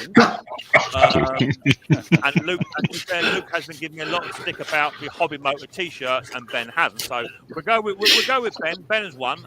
So this is a vintage set of bolt croppers. Good job, Ben. And what makes them a little bit different is these are a little tiny handheld set, which you just actually put in, and then you wind this piece up. And you then cut said chain. Obviously. Of course that's what it is. Sorry, I interrupted. Hey, Mick, I got an answer to that capacitor question from Condon and Bernanke. Hang on, I'm coming back, Ken. Let me just get rid of this slot. If I'd seen the whole thing, I still wouldn't have known. Well, Bill, that's because you're on a different planet to us. Right. I'm going. Go on, Kenny. I'm back. He wanted to know about a certain microfarad. Hold on. He had 13 microfarad, 450 volt, and I asked him for a substitute, and he said basically the voltage could be anything as long as it's the same or higher, but you have to have the exact same microfarad rating. Yeah. Makes sense. That means absolutely nothing to me. But there you go. At least I'm being honest. But you have to have the same microfarad here in the States too. Yeah. Well, that'd be the same. Yeah, we all use the same kind of electricity. So obviously, after I do a guess what it is, generally what happens is people then just call me names, like I say they always do. So we've got probably someone who says, so it's like to cut a bolt cropper wood. Yeah, exactly that. Congratulations, Ben. So lots of people saying well done. My answer was closer. Apparently, it says Richard. That wasn't. A leather hole punch note. Can I not use that to cut my toenails? I'm not seeing toenails. And then obviously, Mend It Man comes straight out with aggression, which is normal. Yeah. What the angry face. John Henry Ken, love your hobby motor T-shirt, says Luke, which I actually find that comment slightly offensive. So for that reason, Luke can now go and take 5 minutes in time out. Which is the way you go. Welcome to the club, Luke. That's what happens, Luke. If you can't behave yourself, then that's just what it is. If we're going on technical, we're going technical. Then it's handheld, close to. I did say it was handheld. It is a handheld device. Whether or not it's this long, look, I'm not going to argue that. I'm right. It's my stream. I play the rules. As simple as that. So that's what normally happens. Everyone calls me names straight after I guess what it is because they all think they're right. And despite the fact I've actually read the description of what it actually is, you guys haven't. Okay, I actually read the description. So it's my game, and we're going to play my rule. And it's my party, and I will cry if I want to. It'll be okay, Richard. I feel your pain, brother. We'd always say, it's my football. If I'm not the quarterback, I'm going to take my football and go home. Exactly that. So did you get paid, Bruce? I did. I got a $20 tip. I got a $20 tip. Really? Nice. Yeah. Very nice. Do you know what, Bruce? It always makes a repair more satisfactory when you can do something for somebody, and you get a nice little tip like that. Or if you go out to a restaurant and if I have a really good waiter at a restaurant, I'll walk back like in the hallway, but I'm going out to a restaurant tonight. And I'll tip the waiter.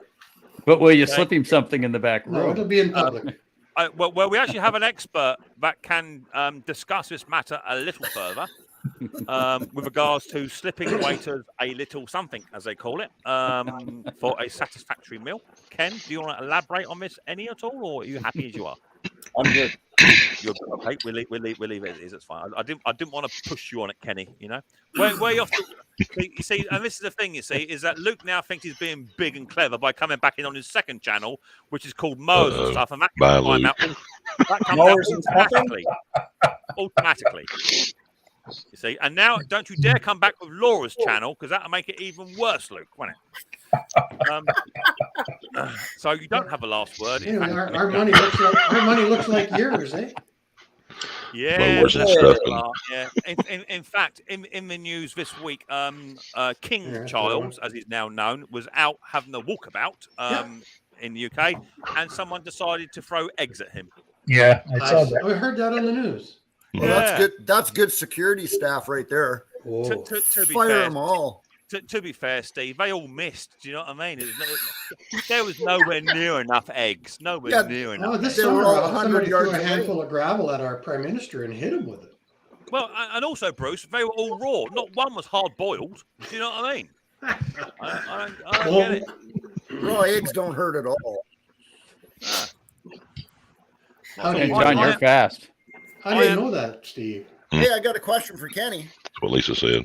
Yo, Kenny, how's your daughter enjoying being married now? well, half of the wedding party got sick because someone came to the wedding with the flu. Oh. But other than that, no, like I said, they've been together 13 years. They're doing very, very well. I was just over there yesterday doing their leaves with them. So, yeah, fun though. Okay, that brings me to my second question. How's your wife enjoying being married now? No, they've been together for so long. Now it's just legal. That's about the only difference at this point.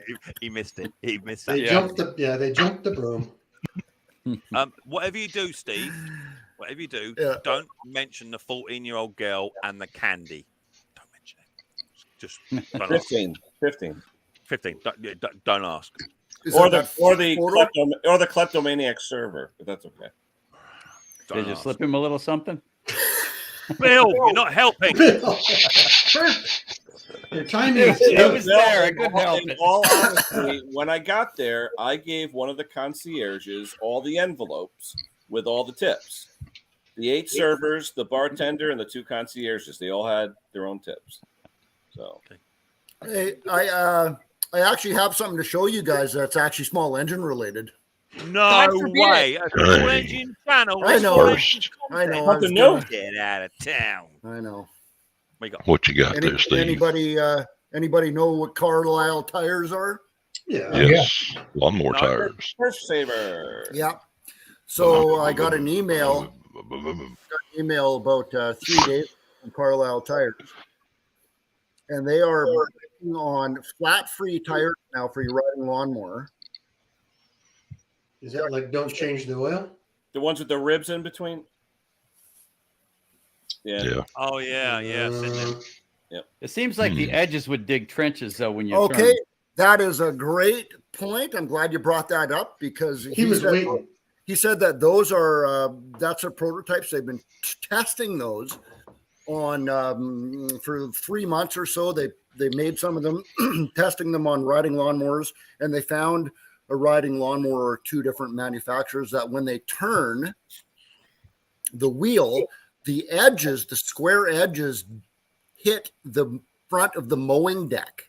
Oh yeah, because pneumatic tires are crowned. He calls them crowned, like concave, convex, I guess. It's a big word. Okay, so the corners are touching some of that. So right now, they are in the process of retooling all their equipment to make them crowned like a pneumatic tire, so that doesn't happen anymore. And also, I think that I actually emailed him already with whoever just said that about digging into the turf. Yeah. Yeah, they're square. Do you I'm think like, that they might have thought about that before they made them?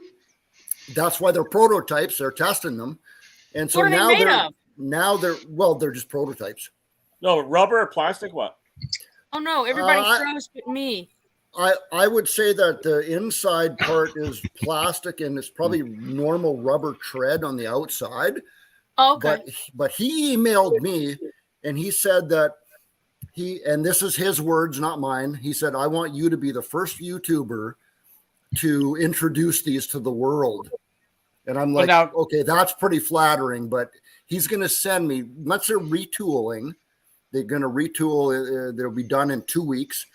And then as soon as they're done retooling that, he's going to send me a couple prototypes.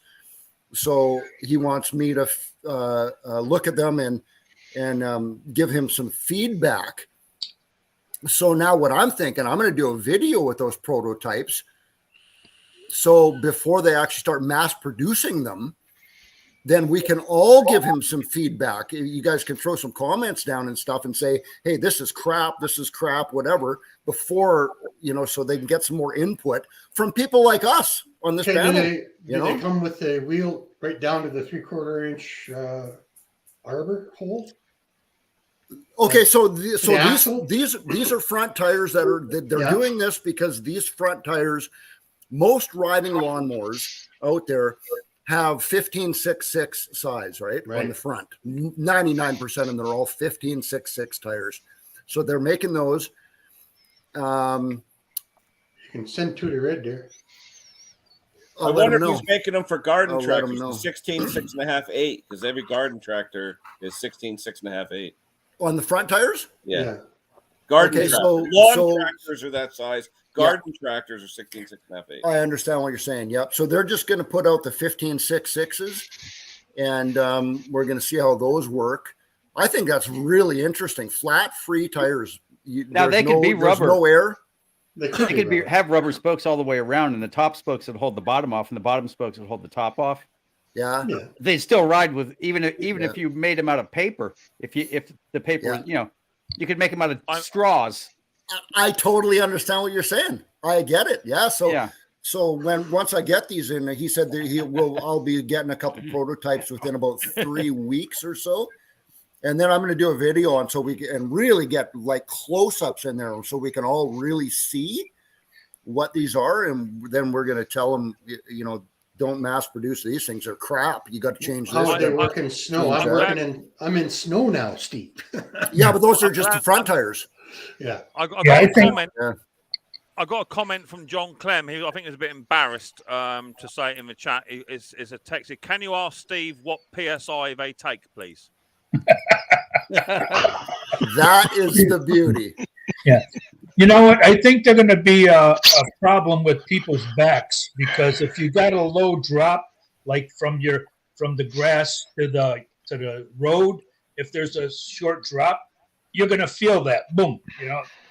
There's nothing to take up that. If they were rubber, they wouldn't though. The rubber would probably cushion it better than an air tire would. Has anybody ever filled a tire with that window insulation foam? Yeah, see there's already flat free tires out there that are full of foam. Mm-hmm. I've heard of nothing but horror stories about that. You let it sit for a month, the foam squishes on the bottom, it's square, sets, and now you have a permanent flat spot on your tire. So that's why they're doing this with these tires. I think what are you laughing at, Stella? I think they're cool. Something I saw in the chat. Oh, I think that it's going to cause a problem with people's backs. That little bump. Haven't they spoken from a man with a bad back? Haven't they already bought out, Steve, a tracked version of that already? I'm sure I've seen like a tracked version. I don't know. I've seen them on like ATVs and things like that, or am I incorrect? It's mainly in America. You wouldn't see it over here. I've seen like a track version. John, is that right? Yeah. Well, Michelin has these right now. They have the ribs in them. Mm-hmm. You know what? You got to mount them, eh? Those ribs could be made out of string, and it would still work. Yeah. Or rope. Can you put those on? Can you put those? Kenny? Can you actually buy those? You can buy them, but they're for specific applications. Sorry, Bill, I'm having fun. Skid steers and stuff like that. The ones that are prone to getting flat tires, Yeah, not riding lawnmowers though. They don't make them. But let me ask you this, Steve. How soft is it? You're going to be able to mount and dismount on a tractor rim? Don't know. Oh no! It's the whole tire. Oh, with a hole for the spindle? Yeah, It's It's the all whole one wheel. piece. Oh, It's the okay. whole Spindle, tire. not arbor. Sorry. It's the wheel and tire. Okay. it's I've the got- whole thing. You just pull. I've got to Oh, I say, got you. Steve. Okay. I've got to Yeah. say, Steve. It's on a I don't D110. think that's a new conception. But I think I've seen them around already. Yeah, I saw those 5 years ago on commercials. Yeah, but I There haven't used to be seen them on there used to be Garden there Tractor, used to be a lawn care channel in the US. Big following. The guy was in a bikini. Yeah, but Spencer Lawn Care, the husband wife team, they used those years ago on a Toro, but it was just the rear tire. It wasn't the fronts. Oh, okay. Maybe that's what I'm I've thinking. never seen one for the fronts. So they I don't think it was- realize I us think tight asses just stick in a $6 tube. There's a Well, guy, Ryan's Lawn Care. He Okay, tested them. so hold on, Toro Bruce. had 'em. Bruce, you can't say that because you dragged that video out for a good 45 minutes, my friend. And it took every bit of it. You should see the long version. I think I saw. I think it was like a channel called SJ Ninjas or something like that, or DLT Lawn Care or something like that. And they had those on there then. It was a prototype, but I'm talking 3 years ago. I was seeing something very, very similar. Where it had no foam, no air in it. Yeah, Just yeah. plastic? It was just literally like a rubber skeleton wheel. 3D printed, maybe. I don't know. I got no idea. I seen a guy with a tractor on YouTube. He had 3D printed tires, and they were huge. He 3D printed them on this giant machine, and they work on his like Mine a won't real make tractor, something that like big. Can we please just have a quick round of applause to welcome back Mend It Man to the stream after his time out on both his channels? Welcome back, Luke. Nice to see you, buddy. I take it you've learnt your lesson. No, he didn't. What? We also have a channel here. I'm not sure who that is. Generally, he doesn't like to mix with English speaking people, or it's the other way around. I can't remember whether he doesn't like English people on his channel. I can't remember. But all I say is we accept all types over here. Look at that. He actually spelled Steve wrong too. Yeah, well, there you go. See, yeah, he spelled Steve wrong, didn't he? Look, spelled it completely wrong. Well, isn't that completely wrong? I know that drives people crazy when there are multiple spellings of a name and people get it wrong. If you look at that one, Steve, this is the one that's sold now through Michelin for the 0-turn rears. But Right. it's a round edge. And it's got a 5-point mount, eh? Yeah, so you Right, don't 5-volt mount. Yeah, I don't think the convex the crown matters on the rear tires because they don't turn and hit your deck. Well, not right? as but much. 0 turns, you always scalp if you do it too fast, no? Mm-hmm. Well, there's only one way to. I don't think so. There's only one way to. turns There's are only better one way than to. riders. Only one way to I'm test talking. it, I'm Steve. thinking rider. Yeah. There's only one way to test it, Steve, and that is to see us watching you rag your riding lawnmower around your backyard to see how much mess it makes. It's as simple as that. Exactly my point. Yeah. Yeah. And then we can all just say, hey, these are crap. Don't mass produce. These are garbage. Well, it's In funny, the late November rain, Steve. In the late November rain. Steve. Squishy grass. Yeah. If you get too much snow before it happens, you can send them to Texas where it isn't snowing yet, and we'll test them on mine. Steve doesn't get much snow. He's out on the island. No shame whatsoever. I will Not say, even a little bit. I'm learning from the master. It is nice to see an honest review, because this week obviously we saw an honest review come out on YouTube from Hank, because everybody who is anybody has been getting the do you want to say it, Hank, what you found? What you finished? What are you eating, Hank? Apple. Spit it out. All right. Company HIPAA that I was endorsing, and a lot of the YouTubers out there were endorsing too. Well, there's one guy, Colin, that took over. He kind of like dropped the ball on me. No more, he doesn't talk back and forth with me anymore. And so I went out and I purchased with my own money a HIPAA carburetor, and the thing was a piece of junk. So, I was saying how, they do take pride in their building their carburetors and everything. Well, this one was the bowl was punched offset, which made the bowl, what do you want to call it? Twisted on the carburetor itself. Yeah. No quality control. Seal, so there was no seal to the emulsion. So exactly that, Stella. I mean, when Hank showed it, we saw it before he released the video because Hank wasn't very happy. You can actually see the bowl is off by about 3 mil, 4 mil, something like that. It's way off, and the bowl is actually pinched up and twisted, which will allow, I'm assuming, air into the other side of the bowl.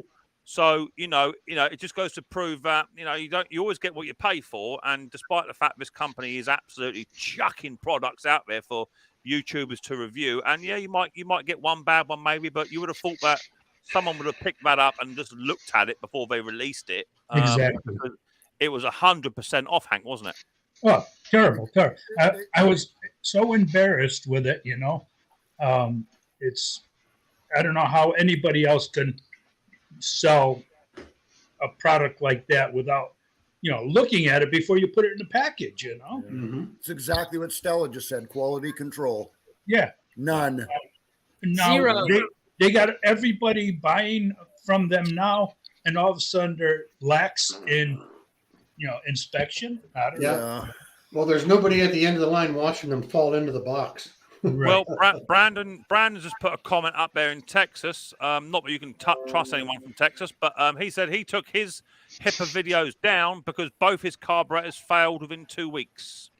I wouldn't take your videos down. I would just say here's a follow-up video. Yeah, which carbs though, Brandon? 2-stroke or 4? He's talking a 4-stroke carb. Right. Are you talking a cube carb, Brandon? To be fair, Brandon doesn't work on I haven't seen him work on a great deal of 2-stroke stuff. He's normally riders and push. Because I've heard some decent stuff about their 2-stroke cube carburetors. Those kits that I've ordered a few. I mean, some of their stuff is good. I mean, I buy some of their stuff flat out, but I didn't. I like their packaging. I like the way they package. I've had good luck with their primer bulbs for the T machines.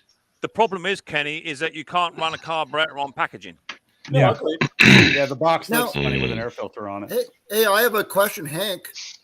Couldn't you just easily just send it back and get another one? Well, the thing is, I did tell the people that I received this carburetor and it's junk, and they are going to send me another one, or they're going to send me if I want my money back. Yeah, but I mean, they also stated that they're going to look into it at the factory. Yeah. Well, you could have just whacked the old bowl off the old carb on it, but it's not the point. If you're paying for a product, you would have thought generally this sort of stuff always comes with a little tiny sticker or leaflet that says quality assured and what have you. How much did it cost, Hank? The carburetor was $16 plus. Plus, again, it's not really the point, though, is it? No, Hank, they're going to go back to the factory, and you're going to get Young Hong Fo's hand in the mail next week. Yeah. Yeah, right. I told him the problem. Yeah, I told him I won't be buying any more product from there. Excellent. Good. I mean, you know what? When I ordered those, I thought of you, Hank, and I thought, oh man, I should have ordered them under Hank's number or Hank's account or something. No, Mo Repair says he uses HIPAA a lot. So what do you find, Mo Repair's Fort Scott? How are you finding them? Because Brandon saying he had a few issues with some kind of engine beginning with T. I can't spell that. A 4-stroke and a Toro and two-stroke carb. He's had issues with, and people are saying that they've not had no issues either. So it's. But Brandon, I've had no problems with replacement. That's how I diaphragms. There's like 3 or 4 out there. They all fit. Brando, what was the problem with the Tecumseh carb and the other? What was actually the problem? I mean, Hank's, you could see the machining's off, okay, where they stamped the hole in the cup. But what was yours? Was it a needle leaking? What was it? What was the problem?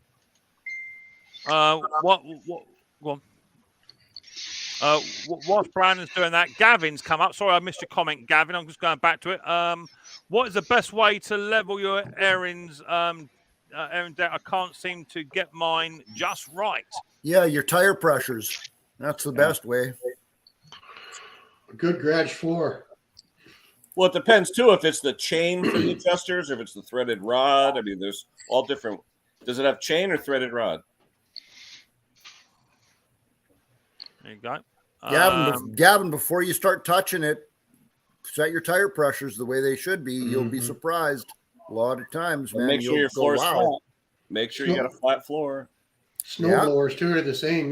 That scraper blade can be off 1/4 of an inch if you don't have it sitting level. If one of your tires is a little bit flatter than the other one, absolutely, yeah. A lot of times, the one side is a solid side. The other side has a ratcheting bolt that you can go up or down to level your deck. Right, on a zero turn. Now check that and make sure it's tight. Yeah. Dave says Hipper do have some good parts. Apparently, I've not. I think they do. Yeah. But it's always a thing, right? As Jordan says, if Klaus was here, just go OEM. It's as simple as that. But a lot of that depends on if you're flipping stuff or if you're doing repairs. So, right. Sometimes you get a customer and they don't want to pay out for a new OEM. I mean, I was talking to a fellow on email just yesterday. He emailed me up to say he had a Honda. It was a HRX 476 or something along that line, and he was saying he had a mower come in, and when he filled the tank up, what have you, serviced it all up, it was just absolutely chucking fuel out the carburetor, and no matter what he done, he could not fix it. So he went out and got a brand spanking new, genuine Honda carby, and exactly the same fault. No matter what. So lots of people said, it could be a cap issue, it could be a needle in the seat, or it could be a dirty fuel issue. Could be the engine. Could be full of oil. All that sort of stuff, So you do still get some issues. Well, sorry, Wayne. I didn't know you was down. I beg your pardon, Wayne. You do get some issues. John Clem, Gavin says, John Clem, no.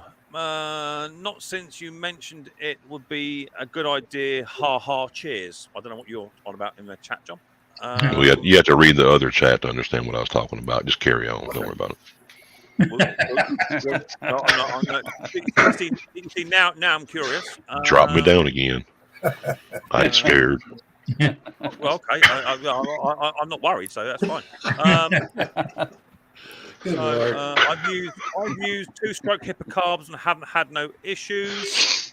I use Hipper a lot. Where's the other part? So Brandon says I had lousy luck with aftermarket carbs. It does happen. I've seen OEM stuff come mismanufactured. Yeah, 100%. 100%. Yeah, they might be ordering their carbs from Hippa. I tell you, the Hippa carbs for the 2-strokes are never set even close to starting. Right. That's 90% of the aftermarket carbs you buy. If you've got the right one, the adjustments may not be right, but they're close enough to start the thing. Yeah, the Hippas are always like all the way in or all the way out. You got to go and you got to tune to the engine. Really? You got to dork around with it just to get it to start the first time. You want a little story on aftermarket carbs? Yes. If it's a long story, do we have time to go and get cushions and pillows and stuff? Because if it is, I want to get make comfy. It a short one, Mick. Okay, go on. Years ago, we bought some Nicky aftermarket carbs, and 50% of the ones for snowblowers, and 50% of the ones that were coming in wouldn't prime. So Jake actually did a video, sent it off to the manufacturer. They actually shipped that video out to China to show them what was happening. Yeah. They sent us 4 more free carburetors, and 2 of them still wouldn't prime when he opened them, and he did a video while he was unboxing them. So who was the manufacturer? Using OEM carbs. So what I would say to you, Wayne, is my question I'd have is, how do you know they sent that video back and went through the time to say, guys, come into this room here, all 300 of you, sit down, let's watch this video. We've got a quality control issue going on here. EMP has kindly sent a video to us. It's not good enough. We need to up our game. They watched the video. They then went out, fine-tuned the machine, and then sent 2 more carbs out with the same issue. Basically, Mick, it's just like when I'm watching one of your videos, I believe everything you're telling me. Yeah, exactly. Exactly that. Exactly that, Wayne. And you just won yourself a first-class seat to the basement. Cheers. So, Jungle Bob Repair has a video out. He just put out about a week ago. They sent him a hippocarb. And who's this? Who's Jungle this Bob. occasion? Jungle Bob. Oh, Jungle Bob, right? Okay. In Alabama. And he put that hippocarb on that backpack blower and fired right up. Have to adjust it maybe an eighth of a turn or something, 16th of a turn, he said. Yeah, it happens. On the high side. He won the lottery. Yeah, probably so. I've had 2 hippocarbs that I bought back to back when they were bought. They were rattling my chain about them. I got 2 of them and ended up throwing both of them away. Oh, okay. I get Zama or Walbro. I get from Walbro. Zama, straight from Zama. Bill, were those 4-stroke carbs or 2-stroke? I've only bought like 2 4-stroke carbs my whole life. It's all the ones you said you got from HIPAA. 2-stroke carbs. The cube carbs? There was 2 2-stroke carbs. And you threw them both out because they didn't work? They were just a mess, and it was just not worth bothering with. And I said, I paid $16 for these. Usually I buy the $12 one for this because I'm not going to spend a fortune, as Mick would say, on a crap weed eater. $70 Canadian, Yeah. Before we continue, got a question here which might suit Bruce very well indeed. My DeWalt pressure washer has very little pressure. What else can it be besides the diffusion valve? The wife's doing the laundry. Well, first of all, you got to check all your screens. Hopefully it has screens on where the water comes in from your hose. Check that to make sure that it's not clogged. Check your output hose with the wand because they get plugged with rubber from your hose from the house. And don't hesitate. I have had no luck taking them apart and changing the little plastic valves and springs and stuff. Go to Harbor Freight and get an $80 one and stick it on. Second of all, what the hell is a diffusion valve? Well, that's the unloader. The unloader. Thank you. The unloader valve. Never heard diffusion valve in my life. I worked for 3 years.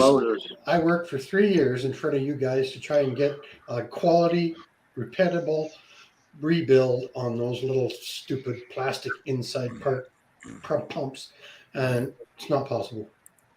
You can get them for $40 online. Well, not in Canada. 70. Oh, right. Well, okay. You got a point. Sorry. You can probably buy one of those from HIPAA. Yeah. I'm sure that's where they come from. The ones that are, go on, Bruce. The ones that say Reverberry Obaneri, whatever, they're the Italian clone. They're actually a pretty good pump, even though they come out of China. They're a darn good little pump. Mo Repair Shop says, I gave my customers the option if they want a good OEM or a crappy aftermarket. But the problem is that I know how much is a genuine Honda carburetor, standard walk behind carburetor in the US at the moment, give or take. About $32. Yeah, they come way down. About $32 over here in the UK. They're about 70 quid. They're a lot of money. Really? That's close. Brandon told me a while back it was about $24, I think. BS small engine. But nowadays it went up a little bit. So, Mick, can someone in the chat? Mick, drop me down and let Morton come up. Say again, John. I'm gonna drop out so Morton can come on. I'll do it, John. I'll get out. I was gonna take a break anyway. Why does everybody want to leave? I've talked myself to death today. John, hang on, mate. This is an English-speaking only stream, I'm afraid. They don't invite English-speaking people on their live streams when they do one. I got a better idea. Why doesn't Mick drop himself out to let Morton up?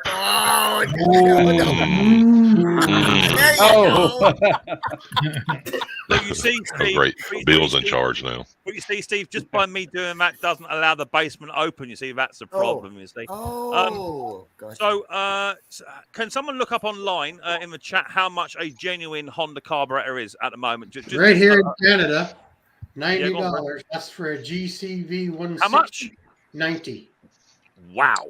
I can buy those, Bruce, for $23. Where are you even looking at? Well, I just typed it into Google. Is that authentic, Steve? Honda? OEM Honda. This one looks authentic, doesn't it? It certainly does, great. yeah. Well, for $90, it better be. Jesus. Yeah. Well, I'll go back and have another look. That's mad, isn't it? Well, that's cheap for Canada, Steve. Yeah. Rich from Mowers and Blowers says they have snow here today, and it's sticking. They're Brandon, and he did. Brandon quoted the same thing I said. Here we go. This is eBay US. There you go. Genuine. Yeah. Okay. Yeah. I'm looking at the same one for $16.65. Well, yeah, but you're not shipping it to Canada. Have we got a UK price anywhere? Anyone? Bill. Yeah, but still, the point is, if you can buy a HIPAA for a certain price and it's $5 more to buy an OEM Honda, why would People you don't buy even it? realize that, though. You know? Somebody check Micks No, wish list, how much okay. a Honda carb is. From me, it's also the 3-week wait if I order an OEM through eBay. It's a lot longer to get it than it is through Amazon. Wing wang. Yeah. Time means something. Yeah. 78 quid. 78 quid, £80. That's what Jordan put on there for the GX 120 car. There you go, GX 120, 78 quid, and that'll probably be plus shipping too. It's getting off £100 a carburetor. That's absolutely. Well, that's crazy because I mean they're made in Japan. They're not like U.S. based or anything, and I don't. Maybe there's some sort of tariff silliness going on there. It's actually To the UK? cheaper. It's actually cheaper to order a carb from the States and have it shipped. Yeah. Oh, I'm sure. That's mad. Yeah. Well, there obviously is some sort of trade also, tariff thing going on.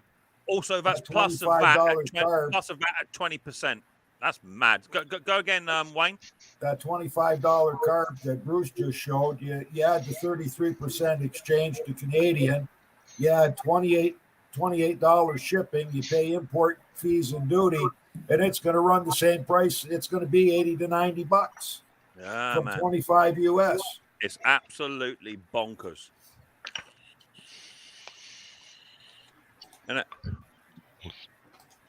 And I don't care what anyone, you're right, Rusty. I don't care what anyone says. If you put Rusty is absolutely right. A Honda copy carb on, they run, but they don't run as well as a genuine. No, you can hear the difference. You can hear it. You can also, like, I have a imported carb on my Honda, although my Honda was imported, lawnmower, and I've had more problems with that weirdo choke mechanism, the manual auto choke. You mean the thing that slowly opens up? Yeah. But with the Honda, but I bet you if I put a genuine Honda GCV 160 on there from Japan, I bet you I would not have any issues. Yeah. It is mad. Interesting. I thought we read Mix sucks this year. My bad. John. Yeah, I misread what Rusty posted. Put your glasses on straight.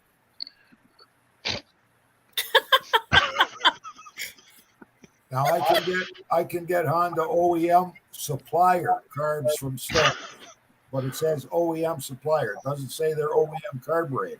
Right. But they may come in a Honda bag. Do they come in a Honda bag there? I don't know. I haven't ordered one yet. I just wish John would put his glasses on straight to read the comments, but we all know John has an issue with reading with his glasses on, don't we? That first one you showed, he was missing a tooth. Yeah, well, I don't think he was missing a tooth. I think what happened, the donkey kicked him in the head because he's also cross-eyed as well. Looks like he could eat corn. No, listen to this. You see what happened here, just here, I think his mama sneezed when she was doing the fringe. The fringe. Or I think what it was, he actually had it was actually a jug And that's where the handle was right there. I think Looks like you could eat corn, John. It looks like you could eat corn through a picket fence there. Oh yeah. Dang. Thanks, Mr. Bruce, my buddy. I love you. I love you, man. I'm glad y'all love each other. Yeah, no doubt. Feel the love. If we weren't insulting each other, then you'd be in trouble. Yeah, Wayne, if nobody says anything mean to you the whole time on one of these, you know they're mad at you. Lucky. Yeah. Speaking of. I think Kenny. Okay. I was wondering, Kenny, because I know the house is nearly empty now because obviously people are married and moved out. I think maybe there's going to be a bit of hubba time going on. Still here. No, I think Ken told me that he was bisexual. He has sex twice a year. Mick, you got to keep in mind who his wife has to have sex with. I'm so glad it wasn't just me that sharpened my tongue before this stream went live, Bruce. I tell you, is it still funny how Wayne just still sits there and says nothing? He's not getting involved. He's not having it. Easy. Jake's out there working. I hear you. Tell you, Wayne, he was nice to me the first time We're not supposed too. to digress like this until after the stream is over. So Adam says, where do you get most of your carbs and coils from, Mick? Wish list. Same anyway. He goes over to Conker's house and steals them at night. Exactly. Man, you're going. So to be fair, you know, it is a simple at the moment with the way that parts have been for the past 3 years. It's a question of going online, trying to find the most reasonable price and just the one that can get you the quickest. Because at the moment, it's just everything is on back order and you just can't get them. So, you know, eBay, even Amazon, you know, Amazon are pretty good for stuff. At least you can get it on Amazon. Well, Amazon's only good for stuff when Amazon is shipping it from their warehouses. You can't depend on if it's the third-party sellers. Yeah, it could be anybody behind there. Yeah, you might as well go to eBay if you're going to buy from a third-party seller on Amazon. Yeah.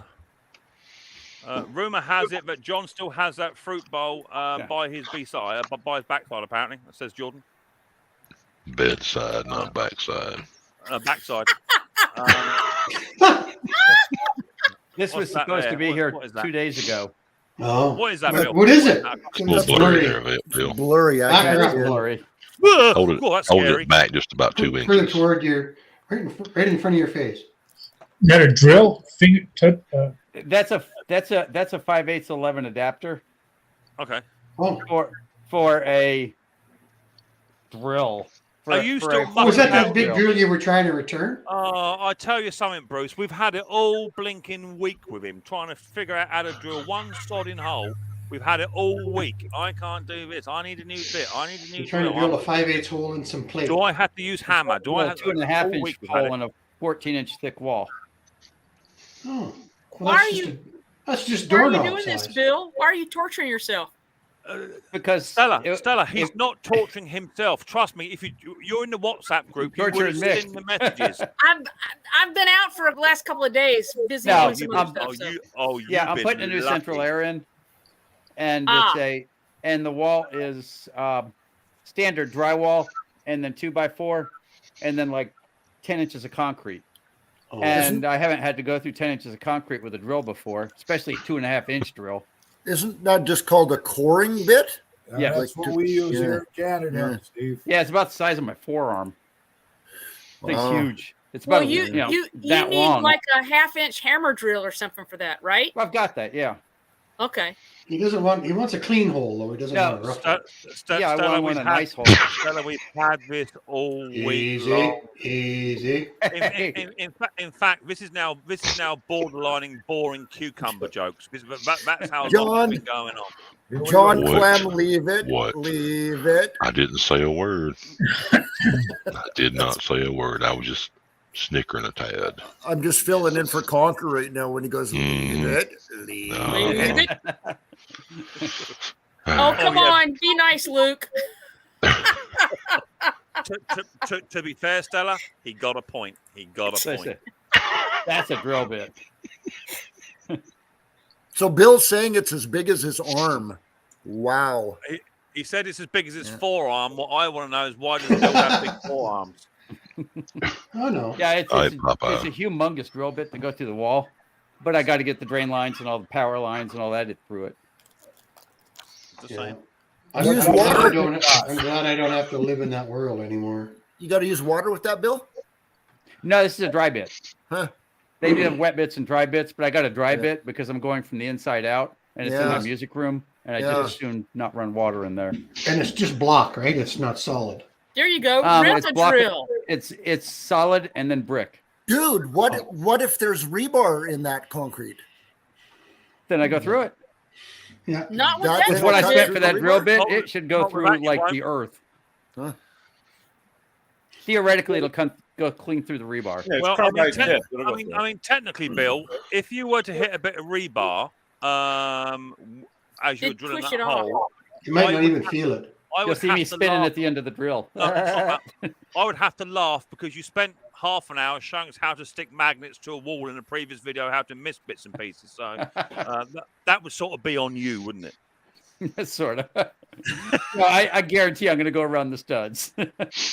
Yeah, well, yeah, I have heard you go around with studs, but that's a different story. And maybe that's why you got big forearms. I don't know, but that's just the way it goes. Hey, Bill, residential doesn't have rebar. You don't think? No. Even on first of a 2-story? Yeah, there's no rebar in there. Oh, well, commercial has rebar. Yeah. I've got rebar in my basement, but I live in Canada. Yeah, I've built houses before, and there's rebar in Canada. So technically, half of that floor is underground. But we got 4 feet of frozen ground here. Yeah. Well, Bill, you live in where, Florida? I can't remember. Dallas, Texas. That's Texas, right? Yeah. That's Texas. Yeah. Yeah. So you know what, Hank might be onto something there. Maybe down there because the climate's different. Maybe there's no need for rebar. There might be. There's very little freezing going on here. Yeah. You get 3 or 4 days a year. Yeah. And we get about that much snow. Well, and I work commercial. We got that today. I worked, construction all my life, and Connecticut has no rebar in residential. So you're pretty sure foundation. Yeah. It depends on the slump of the concrete too. You got to have the right PSI concrete. Over here, I could run a metal detector across before I start drilling. You could, just for safety. Usually, the only thing they got in the walls is the bars for the forms. That's it. Yeah, and you know what? Your diamond cutter on the front of that drill bit will cut through rebar. Oh yeah. Theoretically, it will. Yeah. But yeah, it is. Mick does bring up a good point. I don't want to hit it if I can avoid it. Yeah, you're going to wear out your diamond tip. That's all. Either way, Bill, I think you're going to need to record that as a video. yeah, just the comedy. If I hit something hard like that, me going, You're still going to need a vacuum cleaner, Bill. I call that the helicopter effect. You're still going to need a vacuum cleaner. Just a lot of dust. Well, now I've got a hollow wall. So I've got it's drywall and then the 2x4s and then the brick. So all the dust is going to go in the wall. Okay. I will be back in a few minutes. You can just hook your shop back up, as you're cutting too. Just have your shop back there. Yeah. But it'll be the dust will be inside the wall. The hole will be full of drill bit for a long time. Yeah. We drilled hundreds of them back in the day. Can anyone please tell me what engine number is on a Kohler K17 QS? I don't even know what that is. Yeah, 6. It's a twin. It's on the label. It should be AQS, not QS. Bill. Quiet series. Yeah, I've got a color down there now. It says XT6 on the motor. That's how I know what it is. Wait, can I interrupt you guys? Yeah. I was working on a. Don't hold back, Bruce. You just do what you want to do. Go. This is not a small engine question, I hope. It is. Oh, damn it. I was working on a 500E Briggs & Stratton Husqvarna, but it was just on an MTD deck, right? A new one. And I could not get that thing to stop running rich. You know how usually when you have a problem, they run lean? And I changed carburetors. I changed everything. And I don't know what to do. I think maybe the rings are shot and it's just not burning the fuel. I changed carburetors, right? Everything. How do you know it's running rich? Black smoke out of the car muffler. And the carb and the spark plug is plugging off right off the bat, right from the get-go. That's that plastic carb, Bruce? Yep. Okay. I tried two of them. Just did one not that long ago that I cleaned that carb 3 times. The third time I put it in the ultrasonic cleaner, and that main jet on that module, that white plastic module, dropped out. And so when I pushed it back in, I could feel it snap in, put it back in, ran it. The guy cut his lawn, no problems. The next week he went to cut his lawn, it vibrated down again, started running rich again. Okay, but I tried 2 different carbs, eh? So I all glued that jet in, and it's been running for over a month now. Oh, so what is your altitude, Bruce? How far above sea level are you? Yeah, 3,500 feet. Well, you know, they make 2 of those little white cartridges, one for a high altitude and one for a low altitude. But he's okay at 32 or 3,400. If it gets to 4.5 or if you're in Dallas. Well, we're only 18 feet off the ground. They're cheap. It might be worth it just to buy one of the high altitude ones to see what happens. Good point. Because it's going to have a smaller main jet hole. Because the higher you get, you can just buy just the jets on their own. Yeah, you can buy the cartridge. Yeah, that's a good idea. I got a bunch of them. Yeah, and they're cheap. I call them a fuel stack, but same thing. Yeah. No. I'm actually not as angry with all of the plastic stuff as I used to be. You know, they're not actually that bad a unit. What I'm saying is, I like them. What I'm saying is, I love the plastic. You don't have to buy the actual stack. You can just buy the actual jet itself. Yeah. It's just the little brass jet. That was just said. Nick. Oh, really? Everybody. I had no idea. Okay, Bruce. You can just buy Bruce, another thing that could be happening with you is the choke is sticking on. You know, I had that wide open, and I shoved a screwdriver in it to make sure. Beautiful. Did you take the ball bearing out the top of it, Bruce? Negative. Yeah. I changed carburetors. Unless they both had the same problem. Oh. Yeah, but if the choke is sticking on, it has nothing to do with your carburetor. It's the bracket that you put the carburetor into. Yeah. Oh yeah, because it will rub against that. Yeah. Right. It wasn't one of them plastic carburetors from HIPAA, was it? Could be.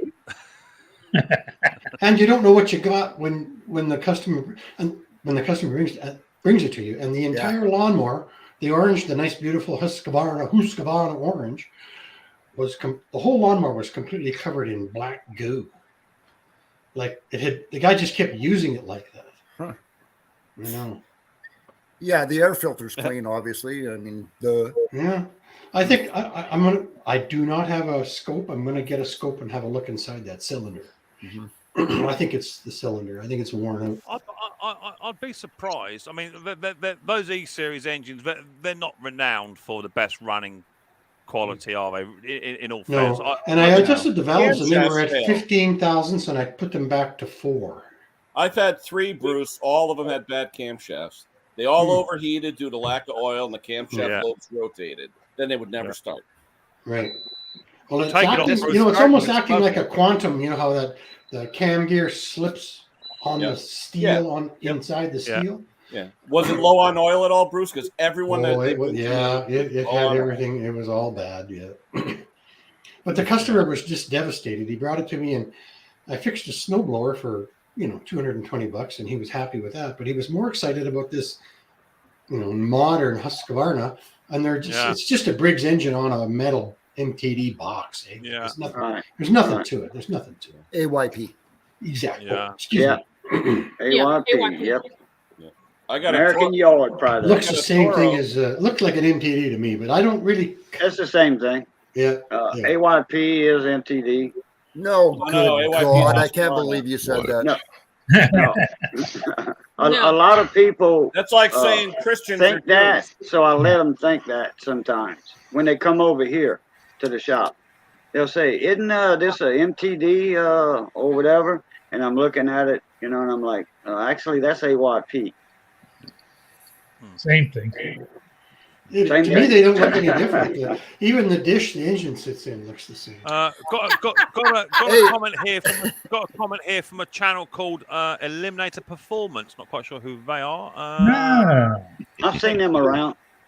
Got a strong stream going there. While I winterize the garage, give a shout out on community tab. Thank you very much, buddy boy. Hi, Jake. Jake, you got to wave to us now. If you put the old man on big screen, you might catch on security monitor behind me. Let's check him out. Bomb. He's waving. There he is waving. There he is. He's waving. Nice. Nice to see you, Jacob boy. He's standing on Daddy's head. Yeah, we can see him. He's standing on Daddy's head, telling him what to do. No, cheers, Jake. Good evening, Eliminators. Put the sunglasses on. Jake. There he is. Hello, fellow Eliminators. Absolutely. Today we're going to fix this thing and we're never going to smile. We're just going to keep going forward. Absolute comedy gold. There he is, there, old Jake. See, whilst the old man, and the old man was saying earlier on, I got to go in there and find the spare parts, so Jake can't find them. And all of a sudden, there he is. Jake's watching the old man whilst he's got his feet up on a live stream. Yeah, good. You're the first live stream he's been on. Yeah. You know what? First. Take your time. He's cleaning out the shop. Take your time here. Hey, boys, I got to go eat some turkey bacon now. I'm starving. Well, Steve, it was nice to see you, mate, as always. Thanks for coming in, buddy. Turkey bacon is delicious. None I've ever had. Sorry, maybe you guys have better turkey bacon up in the Great White North. We don't. It's not so good here. Well, it is Canada. Bacon. Okay, see you, ladies and gentlemen. Yeah, cheers, Steve. Bye, Steve. That's good. So Luke's saying he had a carb. I think that might be a question. What I was saying about that Honda carb earlier on, not quite sure. I had a carb that kept flooding out. New carb did the same thing. Only would stop. It would only stop once I had no air filter on it. No filter on, just air filter. Customer didn't want to spend it, so was happy just to run it with a bit of gauze instead. Okay. Yeah, it's a weird one. It's weird. I was suspecting maybe something like a fuel cap issue, something like that. At first, but I did tell him actually he needs to get himself a leak by tester because he hadn't actually leak by tested the old carb or the new carb. So he said he blew into it, but as we all know, you need to get one of these little devices. Mine is an OEM, but mine was bought off of my Amazon wish list by a very good friend of mine who's just sat below me. A little tiny leak by tester does give you a much more true reading of what the carb is actually doing. So you do. A real nice guy gave me a Mighty Vac. Yeah. Yeah, I know. He has one just like it, right? If I put him near me, he might buy me one. But we'll see how we get on. I need a bore scope now. If anybody wants to know the address of my Amazon wish list. Wait, what is this talk about an Amazon wish? What is that? This Amazon wish list thing? I got no idea what one of them is. I got no idea. Now, hey Bruce, they're $20. I'm not one for pushing sort of stuff. I know that's a lot of money. Yeah.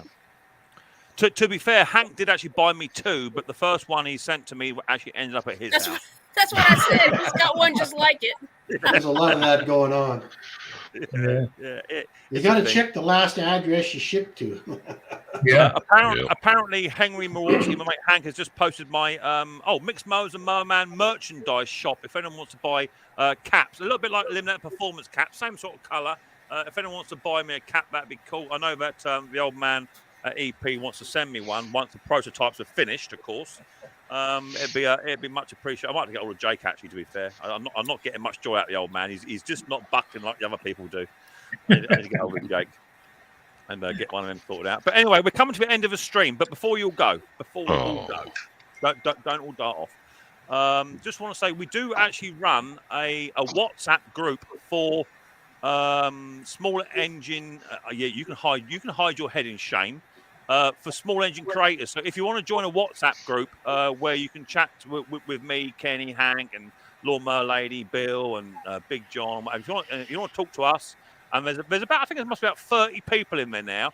The only stipulation is you really must be a YouTube creator or some description or something like that to get on it. So if you want to get on there, email me up or Kenny with your phone numbers, and then we'll add you to it. Obviously, to say who it is and whatever, and we'll add you to it. But you must sort of be in the small engine community if you want to get involved in that. Bruce was on it.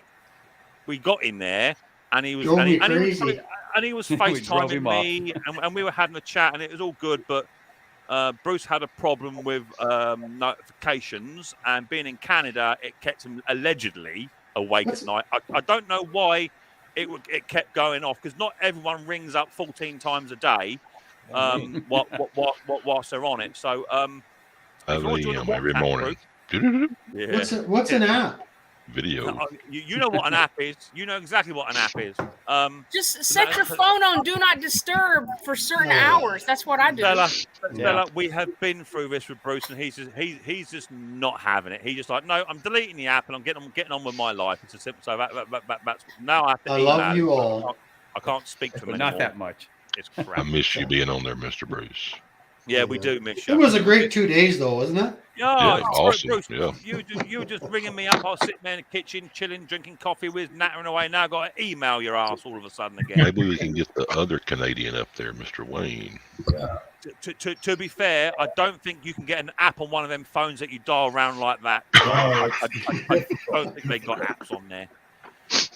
But Bruce, I will say, last night was funny as hell.